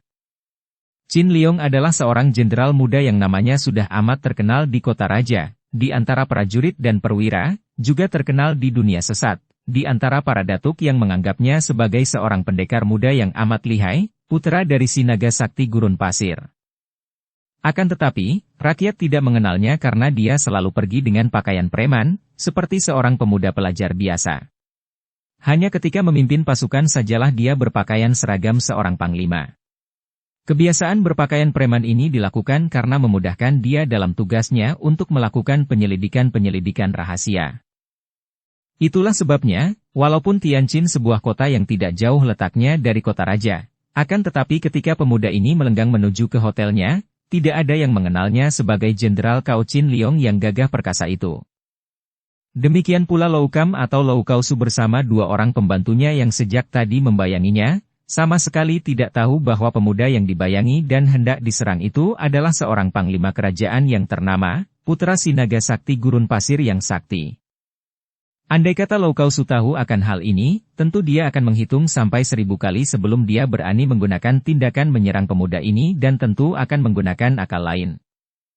Penyerangan itu dilakukan ketika Qin Liong tiba di lorong yang gelap dan sepi itu. Ketika ada 3 orang laki-laki menyerangnya dari belakang dan kanan kiri, mempergunakan golok dan pedang, Qin Liong cepat mengelak dan melompat ke depan, lalu membalikkan tubuhnya. Penyerangan gelap merupakan hal yang tidak aneh baginya, bahkan dia sudah hampir terbiasa oleh peristiwa seperti ini. Dia dalam tugasnya, sudah seringkali dia menghadapi penyerangan gelap yang dilakukan oleh pihak lawan. Orang-orang ini tentu kaki tangan pemberontak, atau mata-mata yang mengenalinya dan yang berusaha membunuhnya dengan jalan membokong. Dia pun tidak merasa heran ketika melihat bahwa dia sama sekali tidak mengenal 3 orang ini. Sementara itu, melihat betapa serangan mereka yang pertama itu dengan mudah dapat dielakkan lawan, Lau Kausu merasa kaget dan juga penasaran sekali. Tadinya sudah dibayangkannya bahwa pemuda itu akan dapat dirobohkan dengan sekali serang saja. Maka dia pun lalu membentak marah. "Penjahat cabul perusak anak gadis orang, rasakan pedangku." Dan dia pun sudah menyerang lagi dengan tusukan pedangnya ke arah dada Qin Liong. "Wir!" Qin Liong mengelak lagi.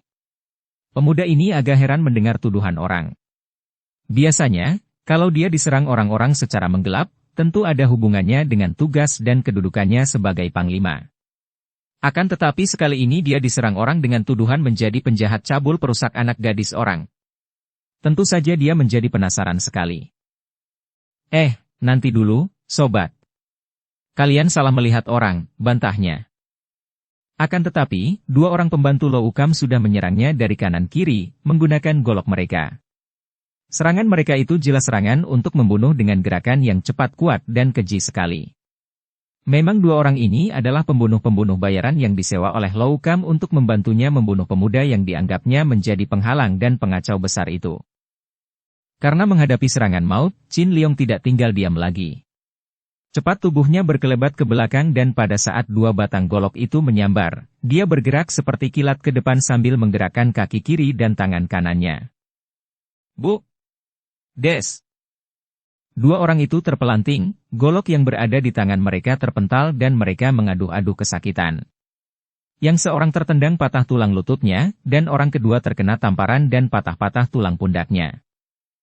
Melihat ini, Lau Kam makin kaget dan juga makin penasaran.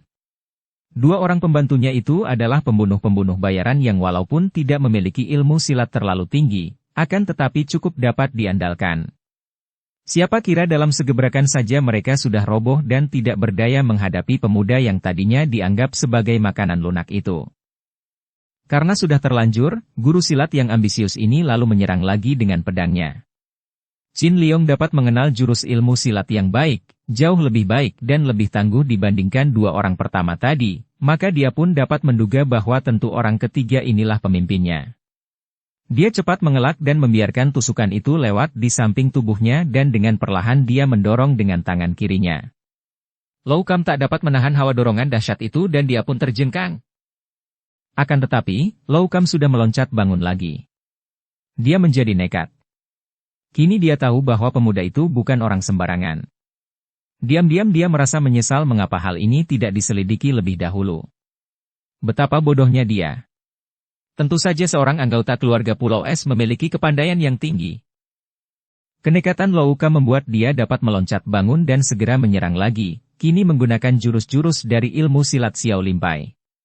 Biarpun baru diserang beberapa kali, Qin Liong sudah dapat mengenal dasar gerakan silat Xiao Limpai ini maka dia pun mengelak lagi, merasa ragu menjatuhkan atau melukai lawan. "Nanti dulu, sobat. Bukankah engkau murid Xiao Limpai? Mengapa engkau menyerangku?" Makin jelaslah bagi Lau Kausu bahwa pemuda ini benar-benar seorang ahli silat yang pandai sehingga dalam beberapa jurus saja sudah mengenal dasar ilmu silatnya. Dia merasa makin menyesal akan tetapi tentu saja dia tidak dapat berterus terang. Terus terang sama saja artinya dengan membongkar rahasianya. Jalan satu-satunya hanyalah membunuh orang ini. Dia menyerang lagi tanpa menjawab dan kini dia menyerang sambil mengerahkan seluruh tenaga dan kepandaiannya. Pedangnya berdesing dan mengeluarkan sinar ketika menyambar ke depan, dibarengi bentakannya yang nyaring. Qin Liong menjadi marah. Dia pun tahu bahwa murid-murid Xiao Limpai ada pula yang murtad, di antaranya adalah mendiang Kaisar Yung Cheng sendiri. Maka tentu orang di depannya ini juga seorang murid Xiao Limpai yang murtad, atau bukan murid Xiao Limpai yang mencuri ilmu perguruan silat itu. Dia harus dapat membongkar rahasia penyerangan ini dan untuk itu, dia tidak akan membunuh lawannya. Bres! Serangan Loukam disambut oleh Qin Liong dengan sebuah tendangan kilat yang amat dahsyat dan membuat tubuh guru silat itu terlempar sampai 4 meter jauhnya dan terbanting ke atas tanah. Diam-diam guru silat itu merasa terkejut bukan main. Kalau bukan seorang sakti, mana mungkin menghadapi serangan pedangnya tadi dengan tendangan yang membuatnya terlempar. Dia merasa sakit pada iganya, maklum bahwa ada tulang iganya yang patah. Akan tetapi, tidak ada jalan lain baginya. Menyerah dan mengaku berarti akan mencelakakan namanya dan nama putranya. Kalau sampai terdengar oleh Suma Qianli bahwa dia mengajak 2 orang pembunuh bayaran berusaha membunuh cucu keponakan pendekar itu, sungguh dia tidak berani membayangkan apa yang akan menjadi akibatnya sehubungan dengan rencana perjodohan antara putranya dan putri pendekar sakti itu. Satu-satunya jalan hanyalah melawan dan berusaha sedapat mungkin untuk membunuh pemuda ini. 2 orang kawannya sudah dapat bangkit kembali dan mereka kini sudah maju pula, biarpun dengan terpincang-pincang. Ternyata 2 orang pembunuh bayaran itu juga memegang teguh janji mereka dan biarpun mereka sudah terluka, melihat betapa Lau Kausu melawan terus, mereka pun mencoba untuk membantunya. Diam-diam Qin Liong merasa heran dan juga penasaran. Dia sudah menghajar orang-orang ini, akan tetapi mereka nekat terus. Apakah yang menyebabkan mereka begini nekat dan membencinya? Tentu ada sebabnya, dan mungkin juga hanya suatu kesalahpahaman belaka. Maka, ketika mereka menerjang lagi, dia pun cepat bergerak dan mendorong mereka sampai mereka terlempar jauh ke belakang. Sekali ini, 2 orang pembantu Loukam tidak dapat bangkit kembali, hanya mengaduh-aduh saja. Loukam sendiri mengalami patah tulang pundak kirinya dan dia maklum bahwa melawan terus tidak ada artinya. Pemuda itu sungguh terlampau kuat untuk dilawan olehnya. Dan dia tahu bahwa pemuda itu agaknya hendak menangkapnya dan hendak memaksanya mengaku mengapa dia dan 2 orang temannya melakukan serangan-serangan tanpa alasan. Hal ini membuat Loukam menjadi bingung sekali.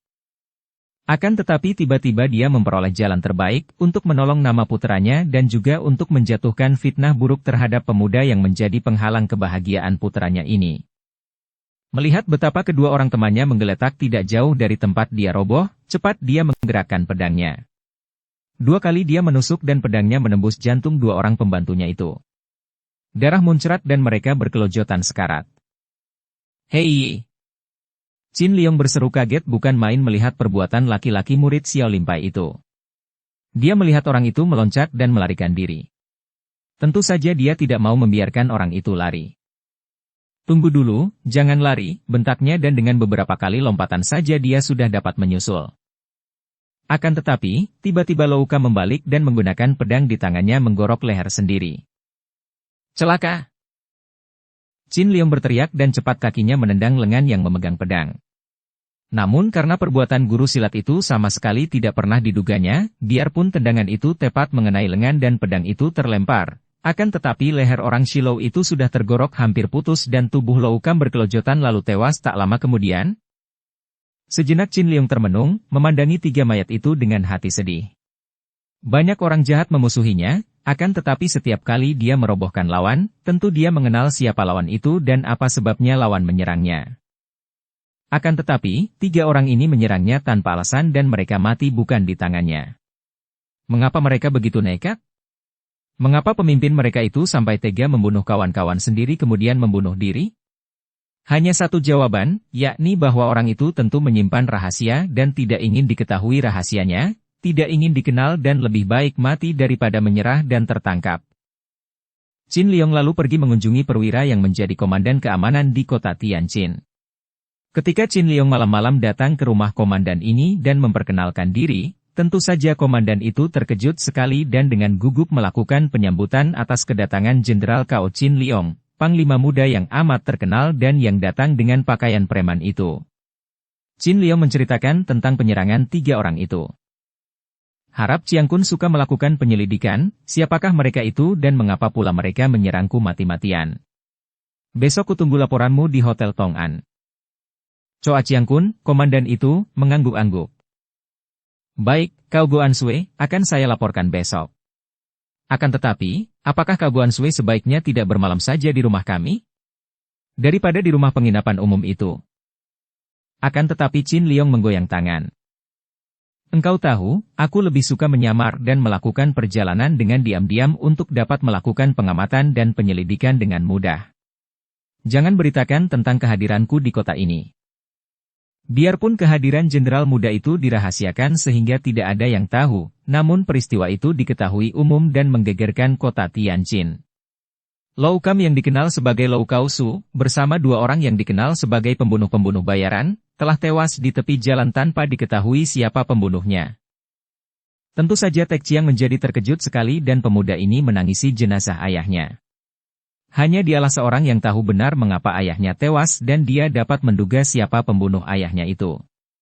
Akan tetapi, dia tidak dapat membuka mulut mengatakan kepada siapapun juga karena hal itu akan membuka rahasia ayahnya yang hendak membunuh Qin Liong dan juga membuka rahasia dirinya sendiri. Ayah, aku bersumpah untuk membalaskan kematian ayah kepada Kau Qin Liong itu, apapun jalannya. Begitulah dia berbisik dalam hati ketika dia menyembahyangi peti mati ayahnya. Suma Hui yang mendengar berita itu pun terkejut sekali dan darah ini menyatakan duka citanya atas malapetaka yang menimpa diri ayah suhengnya. Karena orang tuanya tidak berada di rumah, ia pun mewakili mereka untuk datang melayat dan bersembahyang di depan peti mati guru silat Lou Kam. Darah ini tidak tahu betapa selagi ia bersembahyang, sepasang mata Tek Chiang memandangnya dengan penuh dendam dan kemarahan yang ditahan-tahan. Sementara itu, pada keesokan harinya Qin Liong menerima laporan dari Komandan Choa mengenai 3 orang itu. Akan tetapi, laporan itu hanya menjelaskan siapa adanya mereka. Kami tidak dapat mengetahui mengapa mereka itu menyerang Paduka, demikian kata Komandan Choa. Lou Kam adalah seorang duda, pekerjaannya guru silat, seorang murid Xiao Limpai yang belum pernah melakukan kejahatan. Sedangkan 2 orang itu adalah 2 orang pembunuh bayaran dan siapapun akan mereka serang dan bunuh asalkan mereka diberi uang. Lou Kaosu sudah tewas, kami tidak dapat mencari keterangan mengapa dia minta bantuan 2 orang penjahat itu untuk menghadang dan menyerang Paduka. Putra tunggalnya juga tidak tahu, apalagi karena sudah beberapa bulan ini putra tunggalnya tinggal bersama Sumatai Hiap. Sumatai Hiap? Qin Liong bertanya kaget. Sumatai Hiap siapa? Pendekar Sumakian Li. Kabarnya, putra Lou Kaosu itu menjadi murid Sumatai Hiap dan memang ada jalinan persahabatan antara Sumatai Hiap dan Lou Kaosu. Ah! Qin Liong tidak bertanya lagi dan mengucapkan terima kasih. Kemudian pergilah dia bergegas ke rumah Suma Hui. Gadis itu menyambutnya dengan berita yang mengejutkan itu. Qin Liong, telah terjadi malapetaka hebat. Ayah Lou Suheng tewas terbunuh orang. Akan tetapi, bukan Qin Liong yang terbelalak kaget, sebaliknya malah Suma Hui yang memandang dengan mata terbelalak melihat kekasihnya itu tenang saja, bahkan menjawab. Aku sudah tahu, Hui Moi, karena orang itu adalah aku sendiri. Apa? Apa maksudmu? Qin Liong menyambar tangan kekasihnya yang terasa agak dingin itu dan menariknya masuk ke dalam rumah. Mari kita bicara di dalam. Setelah mereka berada di dalam rumah, Qin Liong lalu menceritakan semua pengalamannya malam tadi sesudah meninggalkan rumah kekasihnya. Aku berusaha untuk mengetahui sebab-sebab mengapa mereka menyerangku kalang kabut tanpa alasan, dan aku sudah berhati-hati agar tidak sampai membunuh mereka. Maka aku hanya merobohkan mereka dengan mematahkan tulang pundak saja. Siapa kira, orang itu membunuh kedua orang temannya dengan tusukan pedang, kemudian melarikan diri. Ketika aku mengejarnya, tiba-tiba dia menggorok leher sendiri. Aku menyesal tidak dapat mencegah kenekatannya itu.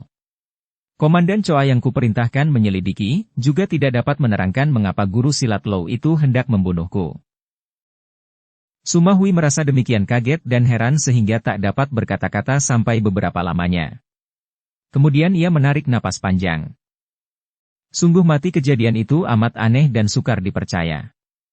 Ketika Komandan Choa itu datang dan bertanya kepada Lou Suheng pagi tadi, aku pun berada di sana melayat. Lou Suheng tidak dapat memberi keterangan apa-apa, karena dia pun sama sekali tidak tahu dan sudah 4 bulan selalu berada di rumah ini. Qin Liong mengangguk akan tetapi alisnya berkerut karena dia ingat betapa siang hari kemarin, Tek Chiang membayanginya dari rumah ini sampai ke rumah penginapan. Ada sesuatu yang aneh pada sikap pemuda itu, pikirnya. Aku ingin dapat bicara dengan Lou Tekciang. Bagaimanapun juga, aku ingin mengetahui apa sebabnya ayahnya yang sama sekali tidak kenal denganku itu demikian membenciku dan ingin membunuhku, sampai ditebus dengan nyawanya sendiri. Tentu ada sebab-sebab yang amat penting di balik perbuatannya itu dan agaknya, tidak mungkin kalau puteranya tidak tahu. Suma Hui memandang khawatir. Akan tetapi, Su Heng tidak tahu bahwa yang menyebabkan kematian ayahnya adalah engkau. Perlukah hal itu diberitahukan kepadanya? Qin Liong tersenyum dan memandang wajah kekasihnya, lalu memegang tangannya. Wei Moi, kenapa engkau? Bukankah itu sudah seharusnya? Seorang gagah tidak akan menyembunyikan semua perbuatannya, bahkan berani bertanggung jawab atas semua perbuatannya. Guru silat Shilou itu tewas bukan oleh tanganku, melainkan membunuh diri karena tidak mau kutangkap. Dan serangan-serangan itu pun dimulai dari pihaknya terhadap diriku tanpa alasan. Betapapun pahitnya, Lou Tekciang harus berani menghadapi kenyataan ini, dan kalau dia menganggap aku sebagai pembunuh ayahnya dan mendendam, dia bukan seorang gagah dan tidak patut menjadi suhengmu. Suma Hui sadar dan ia pun mencengkeram tangan kekasihnya. Engkau benar, Qin Liong, engkau benar dan memang seharusnya hal ini dibicarakan dengan terus terang kepadanya. Aku sungguh merasa heran sekali. Ayahnya adalah sahabat baik ayahku. Agaknya ayahku tidak akan keliru memilih sahabat. Aku pun sudah mendengar pelaporan Choa Chiang Kun bahwa Lou Kaosu belum pernah melakukan kejahatan. Hal ini membuat aku semakin tertarik dan ingin tahu apa sesungguhnya yang menjadi sebab sehingga dia membenciku. Apakah dia telah tersesat menjadi kaki tangan pemberontak? Dan ada satu hal lagi yang amat mengganggu pikiranku. Sebelum roboh dan sebelum membunuh diri, orang itu pernah memakiku sebagai seorang penjahat cabul perusak gadis orang. Suma Hui mengerutkan alisnya, menjadi makin heran dan tidak mengerti. Kekasihnya dimaki penjahat cabul perusak anak gadis orang? Sungguh aneh, lucu dan membuat orang menjadi penasaran. Kekasihnya seorang jenderal muda, seorang panglima yang terhormat, seorang pendekar sakti yang berilmu tinggi dan gagah perkasa. Itulah sebabnya yang mendorongku untuk bicara dengan Tekciang. Mungkin dia dapat membantu memecahkan persoalan yang membingungkan ini. Terpaksa Qin Liong menunggu sampai upacara pemakaman jenazah Lou Ukam selesai dan dia pun memperpanjang tinggalnya di Tianjin selama beberapa hari lagi. Setelah penguburan selesai dan Tekciang kembali ke rumah suhunya dengan pakaian berkabung, Qin Liong datang menemuinya dengan perantaraan Suma Hui. Wajar Tekciang masih pucat ketika dia duduk berhadapan dengan Qin Liong dan Suma Hui. Lou Suheng, Qin Liong ingin bicara dengan jujur dan terbuka denganmu mengenai ayahmu. Suma Hui memulai dengan percakapan yang amat tidak enak itu. Tekciang mengangkat mukanya yang agak pucat, sejenak memandang kepada Qin Liong, kemudian menoleh kepada Suma Hui. Sumoi, apa lagi yang dapat dibicarakan? Ayahku telah meninggal, suaranya gemetar dan matanya menjadi merah. Lou Susiok, kata Qin Liong dengan sikap tenang. Dia tetap menyebut Susiok untuk menghormati Suma Qianli biarpun kekasihnya sudah menegurnya akan hal itu. Apakah engkau tahu bagaimana meninggalnya ayahmu? Tekciang memandang dan matanya mengandung kemarahan dan dendam. Dia dibunuh penjahat, apalagi yang perlu diketahui? Kalau aku dapat mengetahui siapa penjahat itu. Pemuda ini mengepal tinjunya dan pandang matanya menjadi beringas. Tentu saja hati Suma Hui menjadi semakin tidak enak. Kalau saja bukan kekasihnya yang menghadapi urusan ini, tentu ia lebih baik pergi saja dan tidak usah menjadi saksi dalam perkara yang tidak enak ini. Susiok, ayahmu sama sekali tidak dibunuh penjahat. Ayahmu telah membunuh dirinya sendiri dengan menggorokkan pedangnya sendiri ke lehernya. Tekciang bangkit berdiri dan memandang dengan mata terbelalak dan muka pucat. Bagaimana engkau bisa tahu? Karena akulah orangnya yang kau namakan penjahat tadi. Wajah itu semakin pucat dan matanya semakin terbelalak. Kau pembunuh ayahku. Dan pemuda itu sudah mengepal kedua tinjunya. Dia tentu sudah menyerang Qin Liong kalau saja Suma Hui tidak cepat berteriak menegurnya. Suheng, tenang dan duduklah lagi. Tekciang menoleh kepada sumonya, lalu menjatuhkan diri duduk kembali, menggunakan kedua tangan menutupi mukanya. Maaf, Lou Susiok, kalau aku mengejutkan dan mengguncangkan hatimu. Akan tetapi, engkau sebagai putranya harus mendengarkan peristiwa yang sesungguhnya terjadi. Akulah orangnya yang diserang oleh ayahmu tanpa sebab. Kemudian ayahmu menggunakan pedangnya membunuh dua orang temannya sebelum dia membunuh diri dengan pedangnya pula. Aku sudah mendengar akan kematian ayah. Tek Chiang memotong, menurunkan kedua tangannya dan wajahnya kini merah sekali, kedua pipinya basah air mata. Kedua orang itu adalah penjahat atau dikenal sebagai orang jahat. Mungkin saja ayah membunuh mereka, kemudian ayah dibunuh orang yang lebih kuat. Su Heng. Qin Liong sudah mengatakan dengan terus terang. Ayahmu membunuh diri sendiri dengan pedangnya setelah membunuh dua orang itu. Keterangan Qin Liong dapat kau percaya sepenuhnya. Akulah yang menanggung bahwa keterangannya itu benar dan tidak bohong. Sejenak Tek Chiang menentang pandang mata sumoinya, kemudian menunduk sambil berkata penasaran. Akan tetapi ayah adalah seorang yang baik. Sungguh tak masuk di akal kalau dia membunuh dua orang yang dikatakan temannya sendiri kemudian dia membunuh diri. Untuk hal itu ada penjelasannya. Harap kau suka dengarkan semua ceritaku, Su Siok, kemudian kau coba memberi penafsiran mengapa ayahmu berbuat demikian. Kemarin malam, ketika aku pulang dari sini dan tiba di lorong sunyi dan gelap, tiba-tiba ada 3 orang menyerangku. 2 orang menggunakan golok dan seorang, yaitu ayahmu, menggunakan pedang. Aku mengelak dan berusaha bertanya, mengatakan bahwa mungkin mereka salah mengenal orang.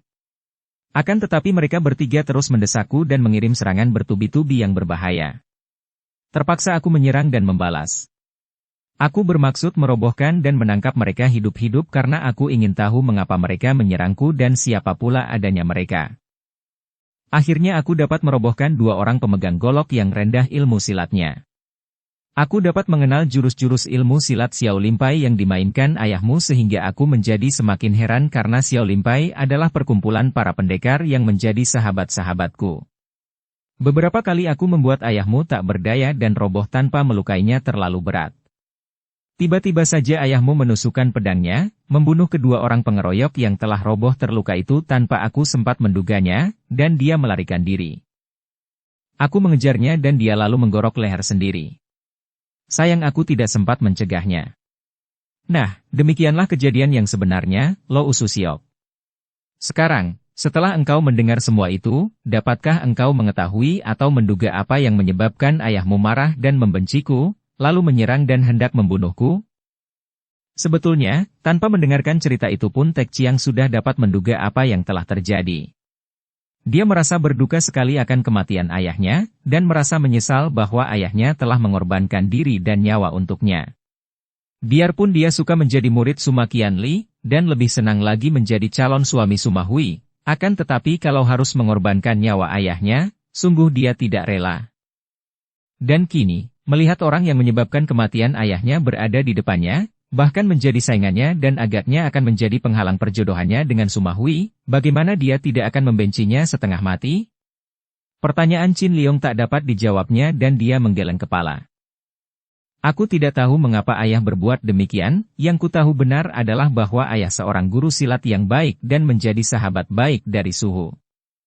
Dengan ucapan itu dia hendak mengingatkan Suma Hui bahwa ayahnya adalah sahabat ayah gadis itu dan bahwa ayahnya orang baik, maka kenyataan ini dapat dipakai untuk menyudutkan pemuda itu, sebagai peringatan bahwa kalau ayahnya baik sampai terbunuh, kemungkinan besar pemuda itulah yang jahat. Mendengar jawaban itu, Qin Liong lalu mempergunakan pegangannya yang terakhir.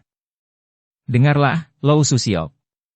Sebelum ayahmu meninggal, dia pernah memaki aku sebagai penjahat cabul perusak anak gadis orang. Nah, apakah ucapan ayahmu itu tidak mengingatkan engkau akan sesuatu? Barangkali ayahmu bermusuhan dengan seseorang? Ataukah engkau mengenal seorang penjahat cabul yang dimusuhi ayahmu, seorang penjahat yang suka merusak wanita dan membuat ayahmu marah dan mendendam kepadanya? Ah, itukah sebabnya? Kini Tek Chiang bangkit berdiri lagi dan menggebrak meja di depannya. Aku ingat sekarang. Memang dalam pertemuan terakhir, beberapa hari yang lalu, ayah pernah bercerita bahwa di kota ini terdapat seorang penjahat cabul, seorang Jehuaket dan ketika bertemu denganmu. Kau Qin Liong, mengapa ayahku memakimu penjahat cabul? Siapa tahu penjahat cabul yang berkeliaran di kota ini adalah engkau? Su Heng, jangan menuduh sembarangan. Tiba-tiba Suma Hui membentak Su Hengnya dengan muka merah karena marah. Akan tetapi Qin Liong hanya tersenyum. Maafkan dia, Hui Moi. Dia terdorong oleh perasaan dendam dan duka. Lou Suheng, buang jauh-jauh pikiran yang tidak sehat itu. Engkau belum mengenal siapa adanya Cao Qin Liong. Ketahuilah bahwa dia ini adalah jenderal muda Cao Qin Liong, panglima muda di kota raja yang menjadi kepercayaan Sri Baginda Kaisar, berkedudukan tinggi dan dia pun putra tunggal dari pendekar sakti Sinaga Sakti Gurun Pasir. Nah, apakah engkau masih mempunyai kecurigaan bahwa dia adalah seorang penjahat cabul? Pemuda itu duduk bengong, mulutnya ternganga dan matanya terbelalak. Tahulah dia bahwa dia dan ayahnya telah menghantam batu karang. Siapa yang mengira bahwa pemuda ini adalah seorang panglima kota raja dan bahkan putra pendekar sakti yang amat ditakuti semua orang itu? Ayahnya tentu saja bukan lawan pemuda ini dan tidak heran kalau ayahnya membunuh diri karena khawatir tertawan kemudian terbuka rahasianya. Ah, keluhnya lirih. Maafkan, aku tidak menuduh siapa-siapa akan tetapi agaknya ayah menyangka engkau penjahat itu. Qin Liong mengangguk-angguk. Hanya itulah satu-satunya kemungkinan yang ada. Mungkin memang ada penjahat cabul berkeliaran dan ayahmu belum mengenal mukanya, lalu menyangka aku, atau memang ada kemiripan wajah antara penjahat itu dan aku atau... Qin Liong berhenti. Atau kemungkinan apa lagi? Suma Hui mendesak. Tidak ada lagi, kata Qin Liong menahan diri karena dia tadi teringat akan sikap aneh Tek Chiang yang membayangi kemarin. Bagaimanapun juga, penjahat cabul itulah yang menjadi biang keladi kematian ayah, teriak Tek Chiang. Aku takkan tinggal diam dan setiap malam aku akan mencoba melanjutkan usaha ayah, mencari jejaknya. Suma Hui dan Qin Liong tak dapat mencegah dan pemuda itu memang benar-benar setiap malam keluar rumah dan baru pada pagi harinya pulang dengan wajah pucat dan tubuh lesu. Tek Chiang melakukan hal ini sama sekali bukan karena dia percaya adanya penjahat cabul yang berkeliaran, melainkan hal itu dilakukan karena kecerdikannya. Dia tahu bahwa penjahat cabul itu tidak ada dan bahwa ayahnya memaki Qin Liong saking marahnya melihat Qin Liong sebagai penghalang perjodohannya dengan Suma Hui. Qin Lionglah yang dimaki ayahnya sebagai penjahat cabul yang hendak merusak Suma Hui. Akan tetapi, untuk mempertebal kesan di hati Suma Hui dan Qin Liong bahwa memang ayahnya tidak punya rahasia lain lagi dan bahwa benar ada penjahat cabul, maka dia pun berpura-pura mencari penjahat cabul itu setiap malam. Sebenarnya, kemanakah perginya pemuda ini setiap malam? Dia pergi ke tempat sunyi di luar kota Tianjin, di dalam sebuah kuil tua yang sudah tidak terpakai lagi dan duduk melamun sampai kantuk membuatnya tertidur di tempat itu pula. Pada malam ketiga, selagi dia duduk melamun, dia mendengar suara orang berdehem di bagian belakang kuil. Tek Chiang terkejut sekali. Akan tetapi dia bukanlah seorang penakut, apalagi setelah dia merasa menjadi murid pendekar sakti Suma Qianli. Dia melompat berdiri dan cepat menuju ke ruangan belakang. Sinar bulan memasuki ruangan itu dari atap yang sebagian besar telah berlubang dan rusak. Dan di bagian belakang kuil itu, di ruangan sembahyang yang lantainya sudah disapu bersih, dia melihat seorang laki-laki duduk bersila. Diam-diam dia merasa heran bukan main. Kapan datangnya orang ini dan kalau baru saja datang, mengapa dia tidak mendengar kedatangannya? Laki-laki itu berusia 50 tahun lebih namun masih nampak ganteng dan pakaiannya juga rapi dan serba baru. Di dekatnya terdapat sebatang dupa yang mengepul dan bau harum aneh kini tercium oleh Tek Chiang. Agaknya angin datang dari arah depan kuil sehingga asap hio wangi itu terbang ke arah belakang. Kalau terjadi sebaliknya, tentu sejak tadi dia mencium bau harum ini karena dupa itu telah terbakar setengahnya lebih. Dan di sebelah kanannya terdapat pula sebuah karung besar terbuat dari sutera yang isinya entah apa akan tetapi besarnya sama dengan tubuh seorang manusia. Siapakah engkau? Dengan memberanikan diri Tek Chiang menegur. Laki-laki yang tadinya bersila sambil memejamkan matanya itu kini membuka mata memandang lalu tersenyum. Engkau hendak mencari seorang pemetik bunga. Nah, disinilah aku, lalu engkau mau apa? Jawaban dan pertanyaan itu membuat Tek Chiang terheran. Tentu saja dia sama sekali tidak pernah mencari penjahat pemerkosa yang biasanya disebut Jai Huaket, penjahat pemetik bunga, karena hal itu dikemukakan kepada Qin Liong dan Suma Hui hanya untuk menutupi rahasia ayahnya saja. Dan orang ini begitu saja mengaku dirinya Jai Huaket dan bahkan tahu bahwa dia mencari Jai Huaket. Yang mendengar pernyataannya itu hanya Qin Liong dan Suma Hui, bagaimana orang ini dapat mengetahuinya? Tentu orang ini kaki tangan Qin Liong. Benar, bukankah Qin Liong katanya seorang jenderal dan panglima? Tentu banyak anak buah dan kaki tangannya, dan orang ini tentu diutusnya untuk menyelidikinya. Tek Chiang merasa kaget dan juga marah. Dia bukan seorang bodoh yang mudah dipancing begitu saja. Setiap orang bisa saja mengaku sebagai Jai Huaket, akan tetapi apa buktinya bahwa engkau seorang Jai Huaket tulen ataukah palsu hanya pura-pura saja? Bocah tolol, berani engkau mengatakan aku Jai Huaket palsu? Hati-hati menjaga mulutmu. Orang itu menegur dengan alis berkerut, jelas merasa tidak senang dikatakan penjahat palsu. Sebaliknya, Tek Chiang yang masih menaruh hati curiga, mendengar ucapan keras itu juga menjadi marah. Habis engkau mau apa? Engkau tentu datang untuk memata-mataiku, keparat. Pemuda ini lalu menerjang ke depan menyerang orang itu dengan kedua kepalan tangannya, menghantam 2 kali berturut-turut ke arah kepala orang itu. Akan tetapi, sebelum kedua kepalanya menyentuh orang itu, yang diserang mengulur tangan dengan jari tangan terbuka didorongkan ke depan dan akibatnya tubuh Tek Chiang terlempar ke belakang, terjengkang seperti tertolak oleh kekuatan dahsyat yang tidak nampak. Pemuda ini kaget bukan main. Akan tetapi dia bukan seorang penakut dan dengan penasaran dia sudah menubruk maju lagi, mengirim pukulan yang lebih dahsyat. Kembali orang itu mendorongkan tangannya dan makin keras pukulan Tek Chiang, makin keras pula dia terjengkang dan terbanting ke atas lantai kuil yang berlubang-lubang. Hahaha, sebagai murid Sumakian Li, engkau masih kosong. Dan kenapa engkau menyerangku kalau kita mempunyai kepentingan bersama? Engkau kematian ayahmu dan tunanganmu direbut orang. Engkau mendendam kepada Kau Chin Liong, dan aku pun juga. Kalau kita bekerja sama, tentu akan lebih mudah membalas dendam. Tek Chiang memandang dengan mata terbelalak dan muka berubah. Orang ini agaknya mengetahui segala-galanya. Tidak mungkin dia kaki tangan Chin Liong. Bahkan Chin Liong sendiri, juga Suma Hui, tidak tahu bahwa dia telah diangkat menjadi calon suami Suma Hui, akan tetapi orang ini mengatakan bahwa tunangannya direbut orang. Siapakah engkau? Kembali dia bertanya, akan tetapi sekali ini dia sudah kehilangan keberaniannya. Orang itu jelas memiliki kesaktian yang luar biasa sehingga tanpa menyentuh sudah dapat membuat dia terjengkang 2 kali. Di dunia Kang Ou, di mana engkau tentu masih asing, aku disebut orang Jaihua Xiao Oke. Tentu engkau belum mengenal namaku, akan tetapi kalau engkau mencari pemetik bunga, aku adalah Raja Pemetik Bunga. Orang itu memang Jaihua Xiao Oke Outeng, seorang di antara sekutu Hek Ih Moong ketika para datuk kaum sesat itu melakukan penyerbuan ke Pulau Es. Seperti telah kita ketahui, Jaihua Xiao Oke Outeng berhasil menawan Suma Hui yang dibawanya lari ke daratan dan kemudian dia hendak mempermainkan dan memperkosa darah cucu majikan Pulau Es itu. Akan tetapi perbuatan keji ini gagal ketika Chin Liong muncul dan nyaris dia celaka kalau dia tidak segera melarikan diri. Tentu saja hatinya merasa kecewa bukan main dan dia pun tidak mau berhenti sampai di situ saja. Bersambung ke bab 8. Dukung kami dengan subscribe, follow, like, komen dan share. Terima kasih.